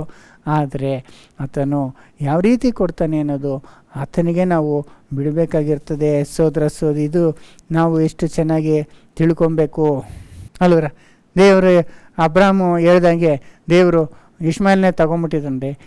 ಈಗ ಈ ಕಾಲದಲ್ಲಿ ಲೋಕದಲ್ಲಿ ಬರೀ ಅರಬ್ಗಳೇ ಇರೋರು, ಇಸ್ರಾಯೇಲ್ ಜನಗಳೇ ಇರ್ತಿರ್ಲಿಲ್ಲ ನೋಡಿದ್ರು. ಆದರೆ ದೇವರು ಆ ರೀತಿ ಮಾಡ್ದಿರ ಅರಬ್ಗಳೂ ಇದ್ದಾರೆ, ಆದರೆ ಇಸ್ರಾಯೇಲ್ ಜನಗಳನ್ನ ಈಸಾಕ್ ಮೂಲಕ ದೇವರು ಕರ್ಕೊಂಬಂದು ಇಸ್ರಾಯೇಲ್ ಮಕ್ಕಳು ಕೂಡ ಇದ್ದಾರೆ. ನೋಡಿದ್ರೆ ಎಷ್ಟು ಡಿಫ್ರೆನ್ಸ್ ಇದೆ ನೋಡಿ. ಆದ್ದರಿಂದ ಈ ರೀತಿ ಇರುವಾಗ ನಾವು ದೇವರ ಹತ್ರ ಭರವಸೆ ಇಟ್ಟು ಕಾದಿರಬೇಕು ಅನ್ನೋದನ್ನ ನಾವು ಕೀರ್ತನೆ 37:5 ಒಂದು ವಚನ ಓದೋಣ. ನಿನ್ನ ಭೂಯಾತ್ರೆಯ ಚಿಂತೆಯನ್ನು ಯೆಹೋವನಿಗೆ ವಹಿಸಿಬಿಟ್ಟು ಭರವಸದಿಂದಿರು, ಆತನೇ ಅದನ್ನು ಸಾಗಿಸುವನು. ನಾವು ಭೂಯಾತ್ರೆ ಚಿಂತೆಯನ್ನು ಯೆಹೋವನಿಗೆ ಬಿಟ್ಟು ಭರವಸೆನ ಆತನೇ ಸಾಧಿಸುವ. ನಮ್ಮ ಟ್ರಸ್ಟ್, ನಂಬಿಕೆ ಆತನ ಮೇಲೆ ಇಟ್ಬಿಡ್ಬೇಕು. ಆತನ ಯಾವ ರೀತಿ ನಡೆಸ್ತಾನೋ ಆ ರೀತಿ ನಡೆಸಲಿ ಅಂತ ನಾವು ನಂಬಿರಬೇಕು. ಸೊ ಈ ಒಂದು ವಿಷಯವಾಗಿ ನಮ್ಮ ಸ್ವಾಮಿ ಕೂಡ ಹೇಳುವಂಥ ಮಾತೊಂದು ನಮಗೆ ಮುಖ್ಯವಾಗಿ ಬರ್ತದೆ. ಏನಂದರೆ ನಾವು ಪ್ರಾರ್ಥನೆ ಮಾಡುವಾಗ ದೇವರು ಆನ್ಸರ್ ಮಾಡ್ತಾರೆ, ಸದುತ್ತರ ಕೊಡ್ತಾರೆ ಅಲ್ವರ. ಆದರೆ ಯಾವಾಗಲೂ ನಾವು ಕೇಳ್ದಂಗೆ ಇರೋದಿಲ್ಲ, ಬೇರೆ ರೀತಿ ಇರ್ತದೆ ಅನ್ನೋದಕ್ಕೆ ನೋಡಿ, ಲೂಕ 11:10-11 ವಚನನ ನಾವು ಓದೋಣ. ಲೂಕ 11:10 ಬೇಡಿಕೊಳ್ಳಿರಿ, ನಿಮಗೆ ದೊರೆಯುವುದು, ಹುಡುಕಿರಿ, ನಿಮಗೆ ಸಿಕ್ಕುವುದು, ತಟ್ಟಿರಿ, ನಿಮಗೆ ತೆರೆಯುವುದು. ಯಾಕಂದರೆ ಬೇಡಿಕೊಳ್ಳುವ ಪ್ರತಿಯೊಬ್ಬನು ಹೊಂದುವನು, ಹುಡುಕುವವನಿಗೆ ಸಿಕ್ಕುವುದು, ತಟ್ಟುವವನಿಗೆ ತೆರೆಯುವುದು. ಹೇಳ್ರಲ್ಲ, ಈ ರೀತಿ ನಡೆಯುತ್ತೆ. ಆವಾಗಲೇ ನಾವು ಓದ್ದಾಗೆ ಮೊದಲನೇ ಸಾರಿ ಪಾಯಿಂಟಲ್ಲಿ ನಾವು ನೋಡುವಾಗ, ಕೇಳಿರಿ ಕೊಡುವುದು, ಕೇಳಿದನ್ನ ದೇವ್ರು ಕೊಟ್ಬಿಡ್ತಾರೆ. ಹುಡುಕಿರಿ ಸಿಗೋದು, ಹುಡುಕಿದೆ ಸಿಕ್ಕತ್ತೆ, ತಟ್ಟಿರಿ ತೆಗೆಯೋದು. ಆದರೆ ಎಲ್ಲ ಸಮಯದಲ್ಲಿ ಹಂಗೆ ಆಗೋದಿಲ್ಲ. ನಾವು ಕೇಳಿದ್ದು ಒಂದು, ದೇವ್ರು ಕೊಟ್ಟಿರೋದು ಇನ್ನೊಂದು ಆಗಿರ್ತದೆ. ದೇವ್ರು ಕೊಡ್ತಾರೆ, ಆದರೆ ಬೇರೆ ರೀತಿಯಲ್ಲಿ ಕೊಟ್ಟಿರ್ತಾರೆ ಅಲ್ಲವ್ರ. ಅದನ್ನು ನಾವು ಇಲ್ಲಿ ಅರ್ಥ ಮಾಡ್ಕೊಬೇಕು. ಇದನ್ನು ಹೇಳಿದ್ರು ಸ್ವಾಮಿ, ಆದರೆ ನೆಕ್ಸ್ಟ್ ಕಾಂಟೆಕ್ಸ್ಟ್, ಅದರ ಜೊತೆಗೆ ಇನ್ನೇನು ಹೇಳಿದ್ರು 11ನೇ ವಚನ. ನಿಮ್ಮಲ್ಲಿ ತಂದೆಯಾದವನು ಮೀನನ್ನು ಕೇಳುವ ಮಗನಿಗೆ ಮೀನು ಕೊಡದೆ ಹಾವನ್ನು ಕೊಡುವನು. ನೋಡಿದ್ರ, ಅಲ್ಲಿ ಹೇಳ್ತಾರೆ, ನೀನು ತಂದೆ ಮಕ್ಕಳಿಗೆ ಕೊಡೋದು ರೀತಿಯಲ್ಲಿ ಹೇಳ್ತಾ ಇದ್ದಾರೆ. ನೀವು ತಂದೆಗಳು ನಿನ್ನ ಮಗ ಮೀನು ಕೇಳಿದ್ರೆ ನೀವು ಹಾವು ಕೊಡ್ತೀಯಾ? ಆಮೇಲೆ ಕೆಳಗಡೆ ವಚನಗಳು ಕೂಡ, ಅವನು ಮೊಟ್ಟೆ ಕೇಳಿದ್ರೆ ಅವನಿಗೆ ಚೇಳು ಕೊಡ್ತೀಯಾ? ಮೀನು ಕೇಳಿದ್ರೆ ಹಾವು ಕೊಡ್ತೀಯಾ? ರೊಟ್ಟಿ ಕೇಳಿದ್ರೆ ಕಲ್ಲು ಕೊಡ್ತೀಯಾ ಅನ್ನೋದು ಹೇಳ್ಬಿಟ್ಟು, ಈ ಥರ ಕಪಟಿಗಳಾದ ಜನಗಳು ನೀವೇ ನಿಮ್ಮ ಮಕ್ಕಳಿಗೆ ಶ್ರೇಷ್ಠವಾದದ್ದನ್ನು ಕೊಡುವಾಗ ಯೆಹೋವನು ಯಾವ ರೀತಿ ಶ್ರೇಷ್ಠವಾದದ್ದು ಕೊಡದಿರ ಇರ್ತಾನೆ ಅನ್ನೋ ಒಂದು ಪಾಯಿಂಟ್ ಹೇಳ್ತಾರೆ. ಅಂದರೆ ನಾವು ಮಕ್ಕಳಿಗೆ ಯಾವುದು ಒಳ್ಳೆಯದು ಅದನ್ನೇ ಕೊಡ್ತೀವಿ. ಅಂದರೆ ಇದನ್ನು ವಯಸ್ಸು ವರ್ಷ ರಿವರ್ಸ್ ಮಾಡ್ಕೊಳ್ಳಿ. ಮೊಟ್ಟೆ ಕೇಳಿದ್ರೆ ನಾವು ಚೇಳು ಕೊಡೋದಿಲ್ಲ, ಹಾಗೆ ಅವರು ಒಂದು ವೇಳೆ ಚೇಳು ಕೇಳಿದ್ರೆ ಕೊಟ್ಬಿಡ್ತೀವ? ಇಲ್ಲರ, ಕೊಡೋದಿಲ್ಲ. ಮೀನು ಕೇಳಿದ್ರೆ ಹಾವು ಕೊಡೋದಿಲ್ಲ. ಅಂದರೆ ಅವ್ರು ಹಾವನ್ನ ಕೇಳಿದ್ರೆ ಹಾವು ಕೊಡ್ತೀವ? ಇಲ್ಲ. ಅಂದರೆ ಅರ್ಥ ಏನಂದರೆ, ಸಮ್ಟೈಮ್ಸ್ ನಾವು ಏನು ಕೇಳ್ತೀವಿ ನಮ್ಗೆ ಗೊತ್ತಿರೋದಿಲ್ಲ. ಮಕ್ಕಳು ಹಂಗೆ, ಚಿಕ್ಕ ಮಕ್ಕಳು ಹಂಗೆ ಅದು ಬೇಕು ಇದು ಬೇಕು ಏನೇನೋ ಕೇಳ್ತಾ ಇರ್ತಾರೆ. ಅದನ್ನು ಕೊಟ್ಟರೆ ಅವರಿಗೆ ಹಾನಿಕರವಾಗಿರ್ತದೆ. ಹಾಗೆ ನಾವು ದೇವ್ರ ಮುಂದೆ ಭಾಳ ಚಿಕ್ಕವರು, ನಾವು ಒಂದೊಂದು ಆಸೆ ಪಟ್ಬಿಡ್ತೀವಿ, ಇದೇ ಬೇಕು ದೇವರೇ ಅಂತ, ಇದು ಇದ್ದರೆ ನಾನು ಭಾಳ ಸಂತೋಷವಾಗಿರ್ತೀನಿ, ನನಗೆ ಭಾಳ ಸೇವೆಯಲ್ಲಿ ಸಹಾಯ ಆಗ್ತದೆ, ಹಂಗೆ ಹಿಂಗೆ ಅಂದ್ಕೊಂಡು ಅದನ್ನೇ ಕೇಳ್ತಿರ್ತೀವಿ. ಆದರೆ ನಿಜವಾಗಲೂ ಅದು ನಮಗೆ ಸರಿಯಾದದಲ್ಲ ಅಂತ ಯಾರಿಗೆ ಗೊತ್ತು?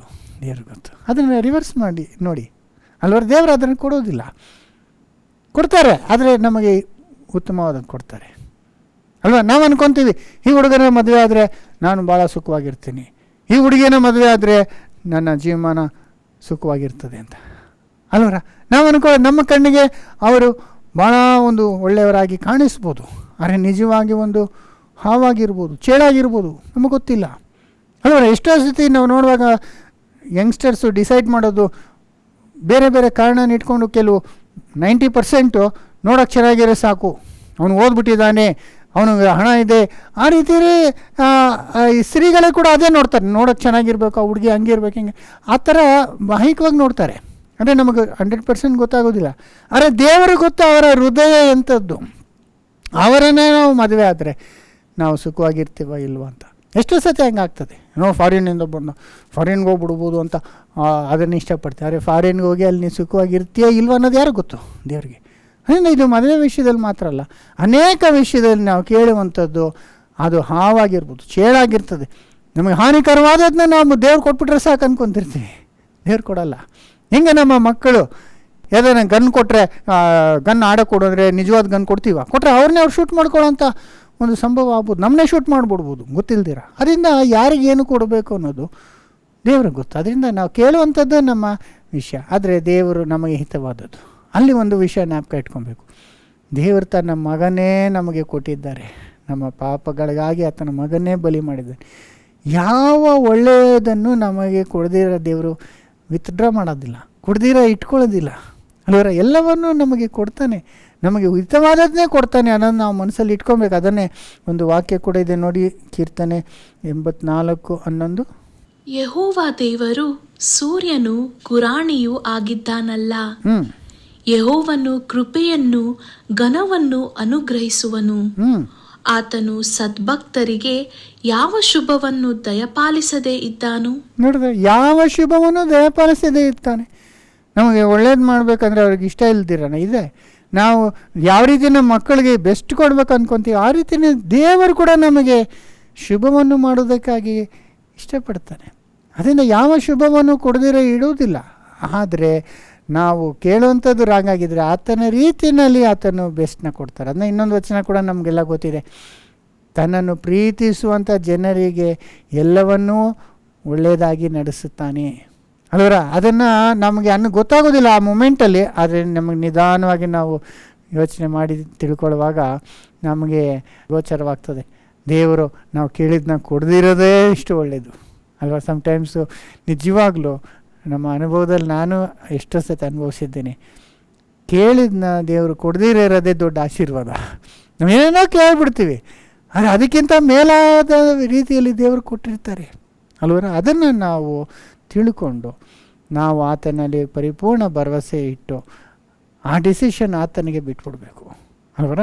ಅದನ್ನು ನಾವು ಕೇಳೋದನ್ನ ನಾವು ಪಡ್ಕೊತೀವಿ, ಆದರೆ ಆತನ ಚಿತ್ತಾನುಸಾರವಾಗಿ ಅದು ಇದ್ದರೆ ಆತನು ಕೊಡ್ತಾನೆ. ಆದ್ದರಿಂದ ನಾವು ನಮ್ಮ ಮಾರ್ಗವನ್ನು ಆತನಿಗೆ ಮುಂದೆ ಇಟ್ಟು ಆತನ ನಡೆಸುವಿಕೆ ಮೇಲೆ ಪೂರ್ಣ ನಂಬಿಕೆ ಇಡಬೇಕನ್ನೋದೇ 3ನೇ ವಿಷಯ. ಸೋದರ ಸೋದರಿ, 4ನೇದಾಗಿ ನಾವು ನೋಡುವಾಗ ನಮ್ಮ ಪ್ರಾರ್ಥನೆಗಳನ್ನ ದೇವರು ಸಮ್ಟೈಮ್ಸು ನಿರಾಕರಿಸ್ತಾರೆ. ಅಂದರೆ ನಾವು ಕೇಳಿದ್ನ ಕೊಡೋದಿಲ್ಲ, ನೋ ಅಂದ್ಬಿಡ್ತಾರೆ ಅಲ್ವರ. ಕೆಲವು ಒಂದು ವಿಷಯದಲ್ಲಿ ಸ್ಲೋ ಅಂತಾರೆ, ಅಂದರೆ ವೆಯ್ಟ್ ಮಾಡು ಅಂತಾರೆ. ಕೆಲವು ಇದು ಎಸ್ ಅಂತಾರೆ, ಗೋ ಅಂದರೆ ಇಮಿಡಿಯೇಟಾಗಿ ಅದು ಅಲ್ವರ. ಕೆಲವು ಒಂದು ವಿಷಯದಲ್ಲಿ ನೋ ಅಂದ್ಬಿಡ್ತಾರೆ, ಅದು ಆಗೋದಿಲ್ಲ. ನಾವು ಪ್ರಾರ್ಥನೆ ಮಾಡ್ತೀವಿ, ಎಷ್ಟೋ ಒಂದು ಭಕ್ತಿಯಿಂದ ಪ್ರಾರ್ಥನೆ ಮಾಡ್ತೀವಿ, ಆದರೆ ದೇವ್ರು ಕೊಡೋದಿಲ್ಲ. ನಾವು ಕೇಳಿದ್ನ ಕೊಡೋದೇ ಇಲ್ಲ ಅಲ್ವರ. ಅದರಿಂದ ಅಫ್ಕೋರ್ಸ್ ನಾವು ಪಾಪ ಮನಸ್ಸಿನಿಂದ ಉದ್ದೇಶದಿಂದ ಕೇಳಿದ್ರೆ ಕೊಡೋದಿಲ್ಲ, ಅದು ನಮಗೆ ಚೆನ್ನಾಗಿ ಗೊತ್ತಿದೆ. ಅದು ಮಾತ್ರ ಅಲ್ಲ, ನಾವು ನಮ್ಮ ಲೌಕಿಕವಾದಂಥ ಮಾಂಸಿಕವಾದಂಥ ಒಂದು ಉದ್ದೇಶದಿಂದ ಕೆಲವನ್ನೆಲ್ಲ ಕೇಳಿದ್ರೆ ದೇವರು ಆನ್ಸರ್ ಮಾಡೋದಿಲ್ಲ. ಹೆಂಗಂದರೆ, ದೇವರೇ ನಾನು ಈ ಲಾಟ್ರಿ ಹಾಕ್ತಿದ್ದೀನಿ, ನನಗೆ ಇಷ್ಟು ಕೋಟಿ ರೂಪಾಯಿ ಬರೋ ಥರ, ನನಗೆ ಬರೋ ಥರ ಮಾಡು ಅಂದರೆ ದೇವ್ರು ಮಾಡ್ತಾರಾ? ಖಂಡಿತವಾಗಿಲ್ಲ. ಯಾಕೆಂದರೆ ಅದೇ ದೇವರು ಹಣದ ಆಸೆ ಎಲ್ಲ ಕೆಟ್ಟದಕ್ಕೆ ಮೂಲ ಅಂತ ಹೇಳಿದ್ದಾನೆ. ನಾವು ಹಣದ ಆಸೆ ಪಡೋದು ತಪ್ಪು. ಅದು ಲಾಟ್ರಿ ಅನ್ನೋದೇ ಅನ್ಯಾಯವಾದಂಥ ಒಂದು ಅಲ್ವರ. ಎಷ್ಟೋ ಜನ ದುಡ್ಡು ಹಾಕಿದ್ರೆ ಅದೆಲ್ಲ ಒಬ್ಬನೇ ದೋಚ್ಕೊಂಡು ಹೋಗೋದು, ಇದು ನ್ಯಾಯವಾದದ್ದಲ್ಲ. ನಾವು ಕೆಲಸ ಮಾಡದಿರೋ, ಕಷ್ಟಪಡ್ದಿರೋ ಯಾವುದನ್ನು ನಾವು ಹಣ ಪಡ್ಕೊಬೇಕಂದ್ರೆ ಅದು ಖಂಡಿತ ಕರೆಕ್ಟ್ ಅಲ್ಲ ಅದು ಅಲ್ವರ. ಆದ್ದರಿಂದ ದೇವರು ಆ ರೀತಿಯಲ್ಲಿ ದೇವರು ಆನ್ಸರ್ ಮಾಡೋದಿಲ್ಲ. ಅದು ಒಂದು ಸ್ವಾರ್ಥದಿಂದ ನಾವು ಮಾಡುವಂಥದ್ದು, ಮಾಂಸಿಕವಾದಂಥ ಲೌಕಿಕವಾದಂಥ ಉದ್ದೇಶದಿಂದ ಮಾಡುವಂಥ ಪ್ರಾರ್ಥನೆ ದೇವರು ಆನ್ಸರ್ ಮಾಡೋದಿಲ್ಲ ಅಲ್ವ. ಅದನ್ನು ಯಾಕೋಬಲ್ಲಿ ನಾವು ನೋಡ್ಬೋದು. ನೋಡಿರಿ, ಯಾಕೋಬ 4ನೇ ಅಧ್ಯಾಯ 1ರಿಂದ ಓದ್ಕೊಂಬರೋಣ. ನಿಮ್ಮಲ್ಲಿ ಯುದ್ಧಗಳು ಕಾದಾಟಗಳು ಎಲ್ಲಿಂದ ಹುಟ್ಟುತ್ತವೆ? ನಿಮ್ಮ ಇಂದ್ರಿಯಗಳಲ್ಲಿ ಹೋರಾಡುವ ಭೋಗಾಶೆಗಳಿಂದಲೇ ಅಲ್ಲವೇ? ಇಂದ್ರಿಯಲ್ಲೂ ಹೋರಾಡುವ ಭೋಗಾಶೆಗಳಿಂದ ಅಂತ ಹೇಳ್ತಾರೆ. ಆಮೇಲೆ ನೀವು ಆಶಿಸಿದರೂ ಹೊಂದದೇ ಇದ್ದೀರಿ. ನೀವು ಕೊಲೆಗಾರರಾಗುವಷ್ಟು ಹೊಟ್ಟೆ ಕಿಚ್ಚು ಪಟ್ಟಾದರೂ ಸಂಪಾದಿಸಲಾರದೆ ಇದ್ದೀರಿ. ನೋಡಿದ್ರ, ನೀವು ಆಸೆ ಪಟ್ಟು ಹೊಂದಿಕೊಳ್ಳೋದಿಲ್ಲ. ಯಾಕಂದ್ರೆ ನೀವು ಹೊಟ್ಟೆ ಕಿಚ್ಚಿಂದ ಕೇಳ್ತಿದ್ದೀರಾ. ಒಂದು ಹೊಟ್ಟೆ ಕಿಚ್ಚಿಂದ, ಇಲ್ಲಾಂದರೆ ಒಂದು ಗರ್ವದಿಂದ, ನಮ್ಮ ಒಂದು ಕೆಟ್ಟ ಒಂದು ಉದ್ದೇಶದಿಂದ ಕೇಳಿದ್ರೆ ದೇವರು ಆನ್ಸರ್ ಮಾಡ್ತಾರಾ? ಇಲ್ಲ ಅಲ್ವರ. ಆಮೇಲೆ ನೀವು ಕಾದಾಡುತ್ತೀರಿ, ಯುದ್ಧ ಮಾಡುತ್ತೀರಿ. ನೀವು ದೇವರನ್ನು ಬೇಡಿಕೊಳ್ಳದ ಕಾರಣ ನಿಮಗೇನೂ ದೊರೆಯಲಿಲ್ಲ. ನೋಡಿದ್ರ, ಆಮೇಲೆ ಬೇಡಿಕೊಂಡು ತಪ್ಪಾಗಿ ಬೇಡಿಕೊಂಡ್ರೆ ನಮಗೆ ದೇವರು ಕೊಡುವುದಿಲ್ಲ ಅಂತ ಕೂಡ ಹೇಳಿದ್ದಾರೆ. 3ನೇ ವಚನ, ನೀವು ಬೇಡಿದರೂ ಬೇಡಿದ್ದನ್ನು ನಿಮ್ಮ ಭೋಗಗಳಿಗಾಗಿ ಉಪಯೋಗಿಸಬೇಕೆಂಬ ದುರಭಿಪ್ರಾಯ ಪಟ್ಟು ಬೇಡಿಕೊಳ್ಳುವುದರಿಂದ ನಿಮಗೆ ದೊರೆಯುವುದಿಲ್ಲ. ನೋಡಿದ್ರ, ನಿಮ್ಮ ಭೋಗಗಳನ್ನು ಸ್ಯಾಟಿಸ್ಫೈ ಮಾಡ್ಕೊಳ್ಳೋದಕ್ಕಾಗಿ, ಸಂತೋಷಪಡಿಸೋದಕ್ಕಾಗಿ ನೀವು ದುರಭಿಪ್ರಾಯದಿಂದ ಪ್ರಾರ್ಥನೆ ಮಾಡುವಾಗ ನಿಮಗೆ ಕೇಳಿದ್ದನ್ನು ನೀವು ಹೊಂದಿಕೊಳ್ಳೋದಿಲ್ಲ ಅಂತ ಹೇಳಿ ಅನೇಕ ಪ್ರಾರ್ಥನೆ ಹಂಗೆ ಇರ್ತದೆ ರೀ. ಅವರೇನೋ ಕಾರ್ ತೊಗೊಂಡ್ರು, ನಾವು ತೊಗೊಬೇಕು, ಅವ್ರಿಗೆ ಪೈಪೋಟಿಯಾಗಿ ನಾನು ದೇವರೇ ಮಾಡು, ಹಿಂಗೆ ಮಾಡೋಂಗೆ ದೇವ್ರು ಮಾಡ್ತಾರೆ. ಈ ಒಂದು ಹೊಟ್ಟೆ ಕಿಚ್ಚು, ಪೈಪೋಟಿ, ಈ ಮಾನಸಿಕವಾದಂಥ ಒಂದು ಪಾಪ ಕಾರ್ಯಗಳನ್ನು ನಾವು ಮಾಡಿಕೊಂಡು ಅದಕ್ಕಾಗಿ ಪಾಪ ಕಾರ್ಯ ಮಾಡೋದಕ್ಕಾಗಿ ನಾವು ಕೆಲವನ್ನ ಕೇಳುವಾಗ ದೇವರು ಹೆಂಗೆ ಆನ್ಸರ್ ಮಾಡ್ತಾರೆ ಅಲ್ವರ. ನೀವು ಬೇಡಿದರೂ 4ನೇ ವಚನ, ವ್ಯಭಿಚಾರಿಗಳು ನೀವು. ಇಹಲೋಕ ಸ್ನೇಹವು ದೇವ ವೈರವೆಂದು ನಿಮಗೆ ತಿಳಿಯದೋ? ಲೋಕಕ್ಕೆ ಸ್ನೇಹಿತನಾಗಬೇಕೆಂದಿರುವವನು ತನ್ನನ್ನು ದೇವರಿಗೆ ವಿರೋಧಿಯನ್ನಾಗಿ ಮಾಡಿಕೊಳ್ಳುತ್ತಾನೆ. ನೋಡಿದ್ರ, ಅಲ್ಲಿ ಏನು ಹೇಳ್ತಾರೆ? ಲೋಕ ಸ್ನೇಹ ದೇವರಿಗೆ ವೈರವಾಗಿದೆ. ಹಾಗಿದ್ರೆ ನಾವು ಲೋಕನ ಸ್ನೇಹ ಮಾಡಿ ಲೌಕಿಕವಾದಂಥ ವಿಷಯಗಳಿಗಾಗಿ ನಾವು ಪ್ರಾರ್ಥನೆ ಮಾಡ್ತಿದ್ರೆ ದೇವರು ಹಿಂಗೆ ಆನ್ಸರ್ ಮಾಡ್ತಾರೆ? ನೋ ಅಂದ್ಬಿಡ್ತಾರೆ ಅಲ್ವರ. ನಾವೇನೋ ಹಣ ಸಂಪಾದಿಸ್ಬೇಕು ಅಂತ ಲೌಕಿಕ ಜನಗಳ ಥರ ನಾನು ದೇವರೇ ಒಂದು ಪಂದ್ಯದಲ್ಲಿ ನಾನು ಪಾರ್ಟಿಸಿಪೇಟ್ ಮಾಡ್ತೀನಿ, ನನಗೇ ಫಸ್ಟ್ ಗೋಲ್ಡ್ ಮೆಡಲ್ ಬರಬೇಕು ಅಂತ ನಾವು ಹೋಗ್ತೀನಿ ಅಂದರೆ ಇದು ಲೌಕಿಕ ವಿಷಯ. ಅದು ಲೋಕದವರೆಲ್ಲ ಏನು ಮಾಡ್ತಿದ್ದಾರೆ? ಅದಕ್ಕಾಗಿ ನೀವು ಲೌಕಿಕವಾಗಿ ನೀವು ಮಾಡ್ತಿದ್ದೀರಾ. ನೀವು ನಿಮ್ಮ ಹೆಸರು ಮಹಿಮೆ ಪಡುವುದಕ್ಕಾಗಿ ನೀವು ಮಾಡ್ತಿದ್ದೀರಾ. ಆದ್ದರಿಂದ ಅಂಥ ಕಾರ್ಯ ಎಲ್ಲ ದೇವರು ನೋ ಅಂದ್ಬಿಡ್ತಾರೆ. ನಾವು ಎಷ್ಟೇ ಪ್ರಾರ್ಥನೆ ಮಾಡಿದ್ರು ಅದರ ದೇವರು ಅದನ್ನ ಕೇಳಕ್ಕೆ ಹೋಗೋದಿಲ್ಲ. ಕೆಲವೊಂದು ಪ್ರಾರ್ಥನೆಗಳು ಹಂಗೆ ಇರ್ತದೆ, ಒಂದು ತನಗೋಸ್ಕರ, ಸೆಲ್ಫಿಶ್ ಆಗಿ, ಸ್ವಾರ್ಥಿಗಳಾಗಿ, ತಮ್ಮ ಒಂದು ಗರ್ವಕ್ಕೋಸ್ಕರ. ಅದೇ ರೀತಿ ಯೇಸು ಸ್ವಾಮಿನ ಒಂದು ಸ್ತ್ರೀ ನೋಡಿ ಅಲ್ವರ, ಜಬೆದಿಯ ಮನವಿ ಅಲ್ವ, ಯೋಹಾನನು ಯಾಕೋಬನ ತಾಯಿಯಾದಂಥವಳು ಬಂದು ಯೇಸು ಸ್ವಾಮಿ ಏನು ಕೇಳಿಬಿಟ್ಲು ಅಲ್ವಾ, ನಿನ್ನ ರಾಜ್ಯದಲ್ಲಿ ನನ್ನ 2 ಗಂಡು ಮಕ್ಕಳು, ಒಬ್ಬನು ಬಲಗಡೆ ಒಬ್ಬನು ಎಡಗಡೆ ಕೂತ್ಕೊಳ್ಳುವಂತೆ ದೇವರೇ ದಯಪಾಲಿಸಂಬಿಟ್ಲು. ಅಂದರೆ ಅದು ಯಾವ ಥರ ಪ್ರಯತ್ನ ನೋಡಿ, ಎಷ್ಟು ಒಂದು ಅವಳಿಗೆ ಸ್ವಾರ್ಥಿಯಾಗಿದೆ ನೋಡಿ. ತನ್ನ ಮಕ್ಕಳೇ ಅವರ ಬಲಗಡೆಯಲ್ಲಿ ಕೂತ್ಕೊಬೇಕಂತೆ, ಅದು ಒಬ್ಬ ಬಲಗಡೆ ಅಂತ ಒಬ್ಬ ಎಡಗಡೆ ಅಂತೆ, ಬೇರೆ ಯಾರಿಗೂ ಅವಳು ಸ್ಥಳ ಕೊಡೋದಿಲ್ಲ. ಅವ್ರ ಮಕ್ಕಳಿಗೆ ಆಗಬೇಕು. ಮಕ್ಕಳನ್ನ ಪ್ರೀತಿ ಮಾಡಿದೆ, ಎಲ್ಲರೂ ತಮ್ಮ ಮಕ್ಕಳನ್ನ ಪ್ರೀತಿ ಮಾಡ್ತಾರೆ.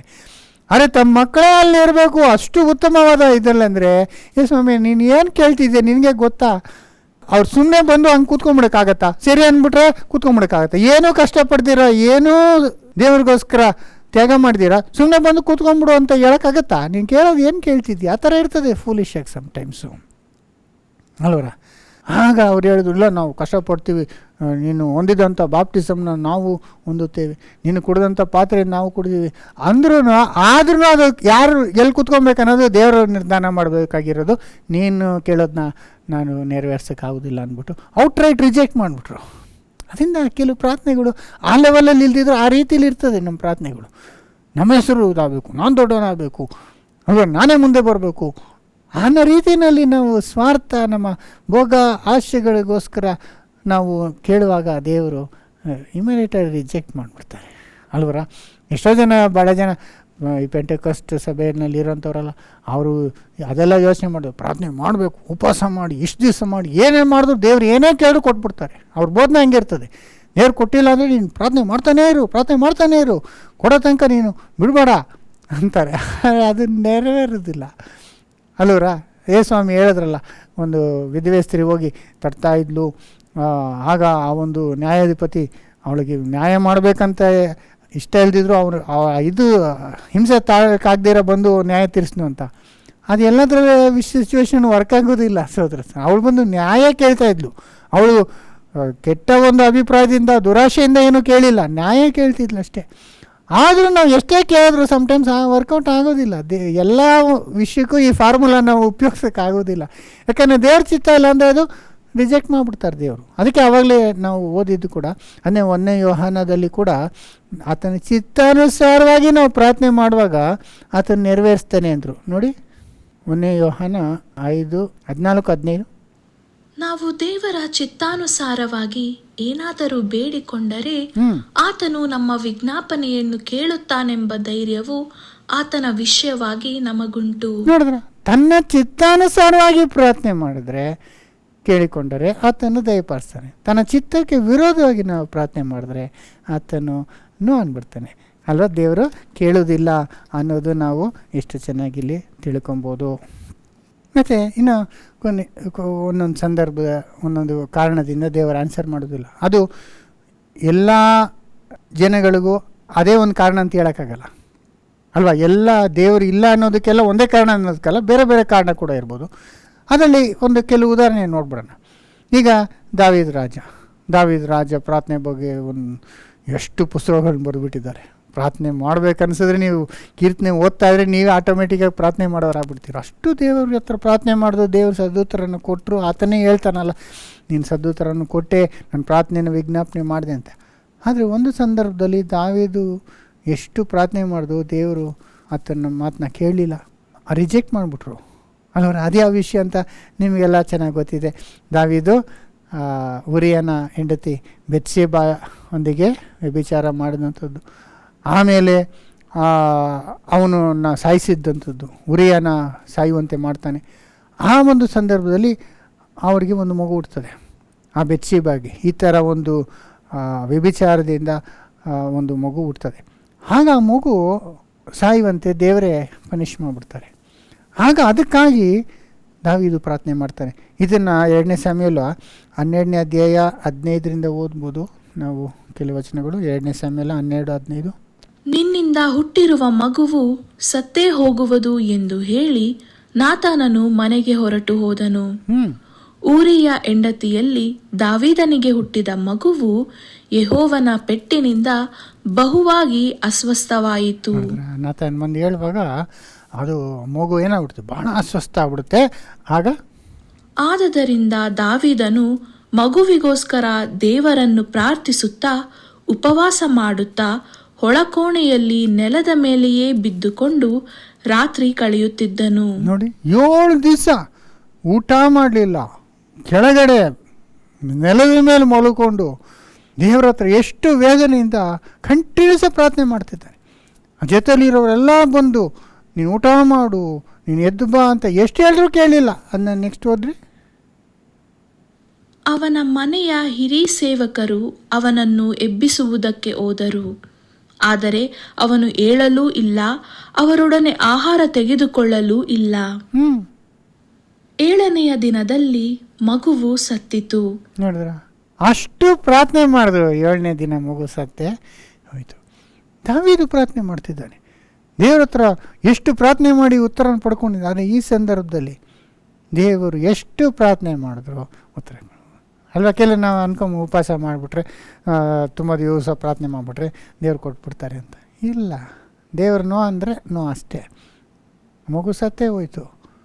ನೋಡಿದ್ರೆ ದೇವರು ಪ್ರಾರ್ಥನೆ ಕೇಳ್ತಾರೆ, ಆದರೆ ಅನ್ಯಾಯಕ್ಕೆ ಪಾತ್ರನಾಗೋದಿಲ್ಲ ಅಲ್ವರ. ಅವ್ನು ಮಾಡಿದಂಥ ತಪ್ಪು ಎಷ್ಟು ದೊಡ್ಡ ತಪ್ಪು. ವ್ಯಭಿಚಾರ ಮಾಡಿದ ಮಾತ್ರ ಅಲ್ಲ, ಅದನ್ನು ಮುಚ್ಚುವುದಕ್ಕೆ ಆತನು ಮಾಡಿದಂಥ ಸುಳ್ಳಾಟಗಳು ಮಾತ್ರ ಅಲ್ಲ, ಕೊಲೆವೇ ಮಾಡೋಷ್ಟು ರೀತಿಯಲ್ಲಿ ಮಾಡಿಬಿಟ್ಟ. ಈಗ ಅವನು ಪ್ರಾರ್ಥನೆ ಕೇಳಿ ದೇವರು ಮಗುನ ಕಾಪಾಡಿಬಿಟ್ರೆ ಅವಾಗೇನಾಗತ್ತೆ, ದೇವರು ನ್ಯಾಯಕ್ಕಾಗಿ ನಿಲ್ಲಿಲ್ಲ ಅಂತ ಬಂದ್ಬಿಡುತ್ತಲ್ವ. ತಪ್ಪನ್ನು ದೇವರು ಖಂಡಿಸಲಿಲ್ಲ ಅಂತ ಬಂದ್ಬಿಡುತ್ತೆ. ಮಾತ್ರ ಅಲ್ಲ, ಆಗ ಯಾರೇ ಜನಗಳು ನಾವು ಏನು ಬೇಕಾದ್ರೂ ಮಾಡ್ಬೋದು, ಆಮೇಲೆ ಪ್ರಾರ್ಥನೆ ಮಾಡಿಬಿಟ್ರೆ ದೇವರು ಬಿಟ್ಬಿಡ್ತಾರೆ ಅನ್ನೋ ಒಂದು ಅಭಿಪ್ರಾಯ ಕೂಡ ಬರ್ತದೆ. ಅದನ್ನು ದೇವರು ಕಾಪಾಡಲಿಲ್ಲ. ದಾವೀದ ಅದನ್ನು ಚೆನ್ನಾಗಿ ತಿಳ್ಕೊಂಡ್ರು. ಅಲ್ವರ. ಮತ್ತು ಇನ್ನೊಂದು ರೀತಿಯಲ್ಲಿ ದಾವೀದಕ್ಕಿಂತ ಒಂದು ದೊಡ್ಡ ಪ್ರವಾದಿ, ಅವ್ರು ಎಷ್ಟು ದೊಡ್ಡ ಪ್ರವಾದಿ ಅಂದರೆ ಅಷ್ಟು ಹಳೆ ಒಡಂಬಡಿಕೆಯಲ್ಲೇ ಅವರು ಭಾಳ ಒಂದು ಉತ್ತಮವಾದಂಥ ಒಂದು ನಾಯಕನಾಗಿದ್ದನು, ದೇವರ ಸೇವಕನಾಗಿದ್ದನು. ಆದರೆ ಆತನು ಒಂದು ತಪ್ಪು ಮಾಡುವಾಗ ದೇವರು ಒಂದು ದಂಡನೆಯನ್ನು ಕೊಟ್ಟರು.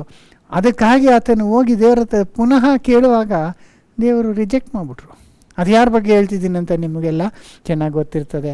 ಅದು ಮೋಶೆ ಇಸ್ರಾಯೇಲ್ ಜನರನ್ನ ಅರಣ್ಯದಲ್ಲಿ ನಡೆಸ್ಕೊಂಡು ಬರುವಾಗ ಆ ಕಡೆಯಲ್ಲಿ ಅವರು ಇನ್ನೇನು ಯೋರ್ದಾನ್ ಅವರು ಕ್ರಾಸ್ ಮಾಡಿ ವಾಗ್ದಾನ ದೇಶಕ್ಕೆ ಪ್ರವೇಶ ಆಗಬೇಕು ಅಲ್ವರ, ಆ ಒಂದು ಕಾನಾನ್ ದೇಶಕ್ಕೆ. ಆಗ ಇವನಿಗೆ ದೇವ್ರು ಹೇಳ್ಬಿಟ್ಟಿದ್ರು ನೀನು ಪ್ರವೇಶ ಮಾಡೋದಿಲ್ಲ ಅಂತ ಅಲ್ವ. ಯಾಕಂದರೆ ಈತನು ಒಂದು ತಪ್ಪು ಮಾಡಿರ್ತಾರೆ, ಅದನ್ನು ನಮಗೆಲ್ಲ ಗೊತ್ತು. ಅದನ್ನು ನಾವು ಓದುವಾಗ ಅರಣ್ಯಕಾಂಡ 20ನೇ ಅಧ್ಯಾಯದಲ್ಲಿ ನಾವು ನೋಡ್ಬೋದು. 20ನೇ ಅಧ್ಯಾಯ 7ರಿಂದ ನೋಡ್ರಿ. ಆಗ ಯೆಹೋವನು ಮೋಶೆಗೆ, ನೀನು ಕೋಲನ್ನು ಕೈಯಲ್ಲಿ ಹಿಡಿದು ನಿನ್ನ ಅಣ್ಣನಾದ ಆರೋನನ ಜೊತೆಯಲ್ಲಿ ಸಮೂಹದವರನ್ನು ಕೂಡಿಸಿಕೊಂಡು ಅವರ ಎದುರಿನಲ್ಲೇ ಆ ಕಡಿದಾದ ಬಂಡೆಗೆ ನೀರು ಕೊಡಬೇಕೆಂದು ಆಜ್ಞಾಪಿಸು. ಅದರೊಳಗಿಂದ ನೀರು ಹೊರಟು ಬರುವುದು. ನೀನು ಸಮೂಹದವರಿಗೂ ಅವರ ಪಶುಗಳಿಗೂ ನೀರನ್ನು ಕುಡಿಯ ಕೊಡಬಹುದು ಎಂದು ಹೇಳಿದನು. ನೋಡ್ತಾರ, ಆಗ ನೀರು ಇಲ್ದೇನೆ ಹೋಯ್ತು ಪ್ರಯಾಣ ಮಾಡುವಾಗ ಅರಣ್ಯದಲ್ಲಿ. ಆಗ ನೀನು ಜನಗಳೆಲ್ಲ ಕಷ್ಟಪಡ್ತಿದ್ರು, ಬಂದು ಕಂಪ್ಲೇಂಟ್ ಮಾಡ್ತಿದ್ರು. ಆಗ ದೇವರು ಮೋಶೆಗೆ ಹೇಳ್ತಾರೆ, ಆ ಕಲ್ಲತ್ರ ಹೋಗಿ ನೀನೇನು ಮಾತಾಡು ಅಂದರು, ಆಗ ನೀರು ಬರ್ತದೆ ಅಂತ. ಇದು ನೋಡಿ, ಇದು 2ನೇ ಸತಿ. 1ನೇ ಸತಿ ಆಗುವಾಗ ಕಲ್ಲನ್ನು ಕೋಲಿಂದ ಒಡಿ ಅಂದರು, ನೀರು ಬಂತು. ಇದು ಬೇರೆ ಒಂದು ಸನ್ನಿವೇಶ. ಈಗ ನೀನು ಮಾತಾಡು, ನೀರು ಬರ್ತದೆ ಅಂದರು. ಆಗ ಇವನೇನು ಮಾಡ್ತಾನೆ, ಹೋಗಿ ಮಾತಾಡಬೇಕು ಇಲ್ಲೋ, ಕಲ್ಲತ್ರ ಹೋಗಿ ಯೆಹೋವನ ನಾಮದಲ್ಲಿ ನೀರನ್ನು ಬರೆಸೋದಿದ್ರೆ ಅದು ಬಂದ್ಬಿಡ್ತಿತ್ತು. ಹಂಗೆ ಮಾಡ್ದಿರಾ ಏನೇನು ಮಾಡ್ತಾನೆ. 9ನೇ ವಚನ ಓದಿ. ಯೆಹೋವನು ಆಜ್ಞಾಪಿಸಿದಂತೆಯೇ ಮೋಶೆಯು ಆ ಕೋಲನ್ನು ಆತನ ಸನ್ನಿಧಿಯಿಂದ ತೆಗೆದುಕೊಂಡು ಹೋಗಿ ಆರೋನನ ಜೊತೆಯಲ್ಲಿ ಸಮೂಹದವರನ್ನು ಆ ಕಡಿದಾದ ಬಂಡೆಗೆದುರಾಗಿ ಕೂಡಿಸಿ ಅವರಿಗೆ, ದ್ರೋಹಿಗಳೇ ಕೇಳಿರಿ, ನಾವು ಈ ಬಂಡೆಯೊಳಗಿಂದಲೇ ನಿಮಗೋಸ್ಕರ ನೀರನ್ನು ಬರಮಾಡಬೇಕೋ ಎಂದು ಹೇಳಿ ಕೈ ಎತ್ತಿ ತನ್ನ ಕೈಯಲ್ಲಿರುವ ಕೋಲಿನಿಂದ ಆ ಬಂಡೆಯನ್ನು 2 ಸಾರಿ ಹೊಡೆದನು. ಆಗ ನೀರು ಪ್ರವಾಹವಾಗಿ ಹೊರಟಿತು. ಸಮೂಹದವರು ಅವರ ಪಶುಗಳು ಕುಡಿದರು. ನೋಡಿದ್ರ, ಇವ್ರೇನು ಮಾಡ್ದ, ಮಾತಾಡು ಅಂದರೆ ಕೋಲ್ ತಗೊಂಡು 2 ಸತಿ ಹೊಡೆದು ಬಿಡ್ತಾನೆ. ಅದು ಕೋಪದಿಂದ, ರೋಷದಿಂದ, ದ್ರೋಹಿಗಳೇ ಈ ಕಲ್ಲಿಂದ ನಾವು ನೀರು ತರಿಸ್ಬೇಕಾ ಅಂದ್ಬಿಟ್ಟು ಹಂಗೆ ಹೊಡೆದಾಗ ನೀರೇನೋ ಬಂತು. ಆದರೆ ಯೆಹೋವನಿಗೆ ಇಷ್ಟ ಆಗಲಿಲ್ಲ. ಇವನು ಮಾಡಿದಂಥ ರೀತಿ ದೇವರಿಗೆ ಕೋಪ ಉಂಟು ಮಾಡಿತು. ಅದನ್ನು ನಾವು ನೆಕ್ಸ್ಟ್ ಓದ್ಬೋದು. ಆಗ ಯೆಹೋವನು ಮೋಶೆ ಆರೋನರಿಗೆ, ನೀವು ನನ್ನನ್ನು ನಂಬದವರಾಗಿ ಇಸ್ರಾಯೇಲ್ಯರ ಎದುರಿನಲ್ಲಿ ನನ್ನ ಗೌರವವನ್ನು ಕಾಪಾಡದೆ ಹೋದದರಿಂದ ಈ ಸಮೂಹದವರನ್ನು ನಾನು ಅವರಿಗೆ ವಾಗ್ದಾನ ಮಾಡಿದ ದೇಶದೊಳಕ್ಕೆ ನೀವು ಕರಕೊಂಡು ಹೋಗಕೂಡದು ಎಂದು ಹೇಳಿದನು. ಅದು ಹೇಳೇ ಬಿಡ್ತಾರೆ ದೇವರು. ನೀನು ನಾನು ಹೇಳ್ದಂಗೆ ಮಾಡಲಿಲ್ಲ ಅಂದರೆ ಅವೇದೇ ಆಗ್ಬಿಡ್ತಾರೆ. ಮಾತಾಡು ಅಂದರೆ ಇವ್ರು ಮಾತಾಡ್ದಿರ ಕೋಲ್ ತೊಗೊಂಡು ಹೊಡಿತಾರೆ. ಅಂದರೆ ಏನಾಯ್ತು, ನಂಬಿಕೆ ಕಮ್ಮಿ ಆಗಿರ್ಬೋದು. ಅದೇ ಹೇಳ್ತೀನಿ, ನಂಬದೇ ಹೋದೆ ನೀನು. ಅಂದರೆ ಇವರು 1ನೇ ಸತಿ ಹೊಡೆದ್ನಲ್ಲ, ಅವಾಗ ನೀರು ಬಂತು. ಈ ಸತಿನೂ ಯಾಕೆ ಮಾತಾಡೋದು, ಹೊಡೆದ್ಬಿಡೋಣ, ಅದು 2 ಸತಿ ಹೊಡೆದ್ಬಿಡೋಣ. ಅಂದರೆ ನಂಬಿಕೆ ಕಮ್ಮಿ ಆಯಿತು. 2ನೇದಾಗಿ ಇವರಲ್ಲಿ ಭಾಳ ಗರ್ವ ಬಂದ್ಬಿಡ್ತು. ಆ ಜನಗಳು ಆ ಥರ ಪ್ರವೋಕ್ ಮಾಡಿದ್ರು ಬಿಡಿ, ಆದರೆ ಇವರು ಯೆಹೋವನ ಮುಂದೆ ತಗ್ಗಿನವರಾಗಿರ್ಬೇಕಲ್ಲ, ಯೆಹೋವನ ಹೇಳ್ದಷ್ಟು ಮಾಡಬೇಕಿತ್ತು, ಯೆಹೋವನ್ನ ಮಹಿಮೆ ಪಡಿಸ್ಬೇಕಾಗಿತ್ತು. ಆದರೆ ಕೋಲ್ ತಗೊಂಡು ಹೊಡೆದು ಅದು ಏನು ಹೇಳ್ತಾರಂದರೆ, ನಾವು ನಿಮಗೆ ಇದರಿಂದ ನೀರು ತರಿಸ್ಬೇಕಾ ಅಂತ ಹೇಳಿ ಹೊಡಿತಾರೆ. ಅಂದರೆ ನಾವು ಅಂದರೆ ಇವರೇ ತರಿಸ್ಬಿಡತ್ತಾರ, ಇವರ ತರಿಸಿದ್ದು. ಅದು ಯೆಹೋವ ಮಾಡಿದ ಅದ್ಭುತ ಕಾರ್ಯ ಅಲ್ಲ. ಕೋಲ್ ತಗೊಂಡು ಬಂಡೆಗೆ ಹೊಡೆದ್ರೆ ನೀರು ಬರ್ತದ? ಇವ್ರ ಕೈಲಿ ಆ ಶಕ್ತಿ ಇದೆಯಾ? ಇಲ್ಲ, ಯೆಹೋವನ ಮಹಿಮೆ ಅದು. ಆದರೆ ಇವರೇ ಮಾಡಿದ ರೀತಿಯಲ್ಲಿ ನಾವು ನಿಮಗೆ ಈ ಕಲ್ಲಿನಿಂದ ನೀರನ್ನು ತರಬೇಕಾ ಅಂತ ಹೇಳಿ ಹೊಡೆದು, ಆವಾಗ ಅವರಲ್ಲಿ ಆ ಸ್ವಾರ್ಥ, ಆ ಒಂದು ಗರ್ವ ಇತ್ತು ಅಂತ ದೇವರು ಗಮನಿಸಿ ದೇವರು ಹೇಳ್ಬಿಡ್ತಾರೆ, ನೀನು ಆರೋನ್ ಇಬ್ಬರೂ ಆ ವಾಗ್ದಾನ ದೇಶದೊಳಗೆ ಪ್ರವೇಶಿಸುವುದೇ ಇಲ್ಲ, ನೀವು ಅವ್ರನ್ನ ಒಳಗೆ ನಡೆಸೋದಿಲ್ಲ ಅಂತ ಹೇಳ್ಬಿಟ್ರು. ಈಗ ಆ ಒಂದು 40 ವರ್ಷ ಸುತ್ತಾಡಿದ್ಮೇಲೆ ಆಮೇಲೆ ಬರ್ತಾರೆ, ಬಾರ್ಡರ್ ಬರ್ತಾರೆ, ಯೋರ್ದನ್ ನದಿ ದಾಟಿದ್ರೆ ಕಾನಾನ್ ದೇಶ. ಆಗ ಮೋಶೆ ಹೋಗಿ ಯೆಹೋವನ ಹತ್ರ ಇನ್ನೊಂದು ಸತಿ ಕೇಳ್ಕೊತಾನೆ, ದೇವರೇ ನೀನು ಎಷ್ಟೋ ದೊಡ್ಡ ಕಾರ್ಯಗಳನ್ನ ಮಾಡಿದೀಯ ನನ್ನ ಜೀವಮಾನದಲ್ಲಿ, ನೀನು ಅಪ್ಪಣೆ ಕೊಟ್ಟರೆ ನಾನು ಅವ್ರ ಜೊತೆ ಒಳಗೆ ಹೋಗ್ತೀನಿ ಅಂತ. ಆಗ ದೇವರು ಇಲ್ಲ ಅಂತ ತಿರಸ್ಕಾರ ಮಾಡಿಬಿಡ್ತಾರೆ, ರಿಜೆಕ್ಟ್ ಮಾಡ್ತಾರೆ. ನೋಡಿ, ಅದನ್ನು ದ್ವಿತೀಯೋಪದೇಶ ಕಂಡ 3ನೇ ಅಧ್ಯಾಯ 23ನೇ ವಚನ. ಆ ಕಾಲದಲ್ಲಿ ನಾನು ಯೆಹೋವನಿಗೆ, ಕರ್ತನಾದ ಯೆಹೋವನೇ, ನೀನು ನಿನ್ನ ಮಹತ್ವವನ್ನು ಭುಜಬಲವನ್ನು ನಿನ್ನ ದಾಸನಿಗೆ ತೋರಿಸಲಾರಂಭಿಸಿದಿ. ನೀನು ನಡೆಸುವ ಈ ಮಹತ್ ಕಾರ್ಯಗಳಿಗೆ ಸಮಾನವಾದ ಕಾರ್ಯಗಳನ್ನು ಆಕಾಶದಲ್ಲಾಗಲಿ ಭೂಮಿಯಲ್ಲಾಗಲಿ ಬೇರೆ ಯಾವ ದೇವರು ನಡೆಸಬಲ್ಲನು? ನೋಡಿದ್ರ, ಹಿಂಗೆ ಹೇಳಿ, ಕರ್ತನೇ, ನಾನು ಈ ಹೊಳೆಯನ್ನು ದಾಟಿ ಆಚೆ ಇರುವ ಒಳ್ಳೆಯ ದೇಶವನ್ನು, ಅಂದರೆ ಆ ಅಂದವಾದ ಬೆಟ್ಟದ ಸೀಮೆಯನ್ನು, ಲೆಬನೋನ್ ಪರ್ವತವನ್ನು ನೋಡುವುದಕ್ಕೆ ಅಪ್ಪಣೆಯಾಗಲಿ ಎಂದು ಭಿನ್ನಯಿಸಿದೆನು. ನಾನು ದಾಟಿ ಹೋಗ್ತಿಂತ ಭಿನ್ನಯಿಸ್ತಾನೆ, ಬೇಡ್ಕೊಳ್ತಾನೆ ದೇವ್ರ ಹತ್ರ ಹೋಗಿ. ಆದರೂ ದೇವರು ಅವನಿಗೆ ಅಪ್ಪಣೆ ಕೊಡೋದಿಲ್ಲ. ಅದನ್ನೇ ನೆಕ್ಸ್ಟ್ ವಚನದಲ್ಲಿ ಓದ್ಬೋದು. ಆದರೆ ಯೆಹೋವನು ನಿಮ್ಮ ದೆಸೆಯಿಂದ ನನ್ನ ಮೇಲೆ ಕೋಪವುಳ್ಳವನಾಗಿ ನನ್ನ ಮನವಿಯನ್ನು ಕೇಳದೆ, ಸಾಕು, ಇದರ ವಿಷಯದಲ್ಲಿ ಇನ್ನು ನನ್ನ ಸಂಗಡ ಮಾತಾಡಬೇಡ ಅಂದ್ಬಿಟ್ರು. ನೋಡಿದ್ರ, ಅದರಿಂದ ಜನಗಳು ಹೇಳ್ತಿದ್ದಾರೆ, ನಾನು ಹೋಗಿ ಭಿನ್ನಹ ಮಾಡಿದ್ರು ನಿಮ್ಮಿಂದ ಯೆಹೋವನೇನು ಅಂದ್ಬಿಟ್ರು, ಸಾಕು, ಈ ವಿಷಯ ನನ್ನ ಹತ್ರ ತಿರ್ಗಾ ಮಾತಾಡಬೇಡ ಅಂದ್ಬಿಟ್ರು. ನೋಡ್ದ, ಈ ಹೆಂಗೆ ಹೇಳ್ಬಿಟ್ರು ನೋಡಿ.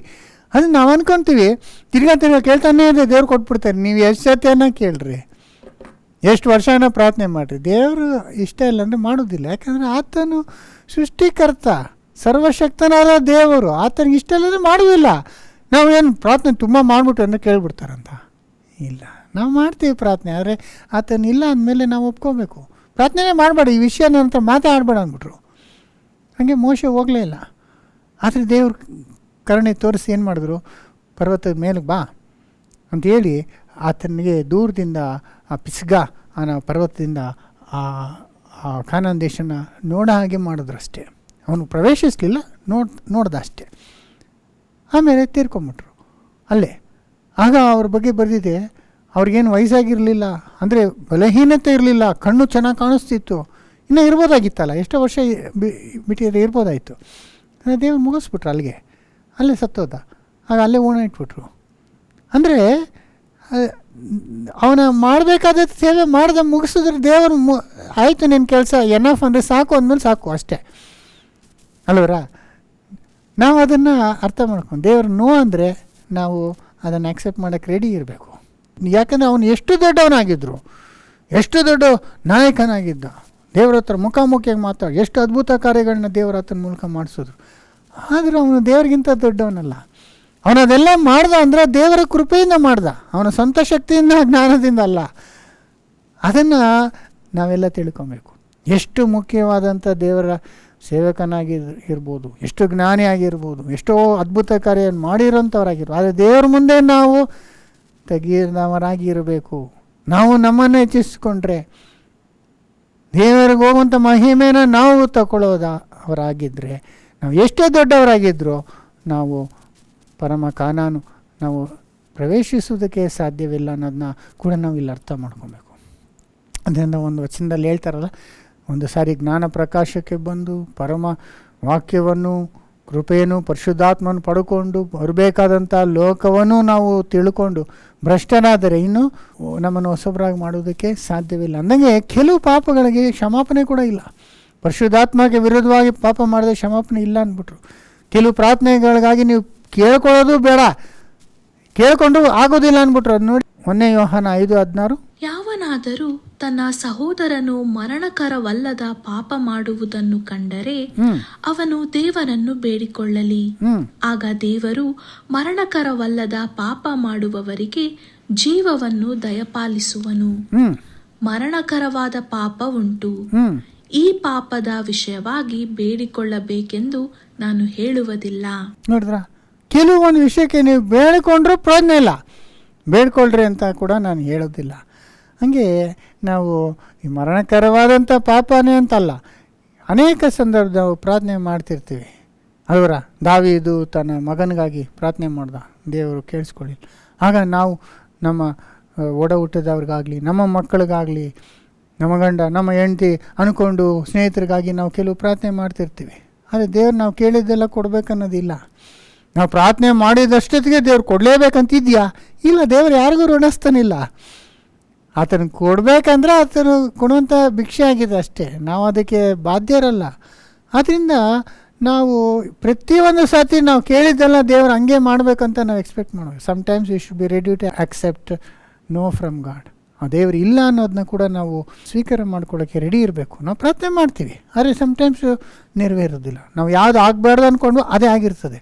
ಯಾಕಂದರೆ ಅದು ಆಗಬೇಕಾಗಿದೆ ಅಲ್ವರ, ಆ ಒಂದು ಅನುಭವ ನಮಗೆ ಆಗಬೇಕಾಗಿದೆ. ಅದರಿಂದ ಆಯಿತು, ಅದನ್ನು ನಾವು ತಿಳ್ಕೊಬೇಕು. ಸೋದರ ಸೋದರಿ, ನಾವೇದು ಪ್ರಾರ್ಥನೆ ಮಾಡಿದಾಗ ದೇವರು ಒಂದು ಪ್ರಾರ್ಥನೆನ ಕೇಳಿಲ್ಲ. ಮೋಶೆನೇ ಒಂದು ಪ್ರಾರ್ಥನೆ ಕೇಳುವಾಗ ದೇವರು ಆಗೋದಿಲ್ಲ ಅಂದ್ಬಿಟ್ರು. ಮಾತ್ರ ಅಲ್ಲ, ಎಲ್ಲರಿಗಿಂತ ದೊಡ್ಡ ಪ್ರವಾದಿ ಮತ್ತು ರಕ್ಷಕನೇ ಅಂತ ಹೇಳ್ಬೋದು ಯಾರು? ನಮ್ಮ ಸ್ವಾಮಿ ಯೇಸು ಸ್ವಾಮಿ, ದೇವರ ಮಗ ಪ್ರಾರ್ಥನೆ ಮಾಡುವ ಕೂಡ ದೇವರು ಆಗೋದಿಲ್ಲ ಅಂದ್ಬಿಟ್ರಲ್ವ. ಅದೇ ಇಲ್ಲಿ ಅನ್ನುವಾಗ ಗೆತ್ಸೆಮನೆಯಲ್ಲಿ ಆತನು 3 ಸಾರಿ ಹೋಗಿ ರಕ್ತ ಥರ ಬೆವರು ಬಂದು ಬೀಳ್ತಾ ಇತ್ತು. ಇಬ್ರಲ್ಲಿ ನೋಡ್ತೀವಿ ಎಷ್ಟೋ ಗೋಳಾಟದಿಂದ 10 ದೇವರ ಹತ್ರ ಪ್ರಾರ್ಥನೆ ಮಾಡಿ ಈ ಪಾತ್ರೆಯನ್ನು ನನ್ನಿಂದ ತೊಲಗಿಸು ಅಂತ ಕೇಳ್ಕೊಳ್ಳುವಾಗ ದೇವರು ತೊಲಗಿಸಲಿಲ್ಲ.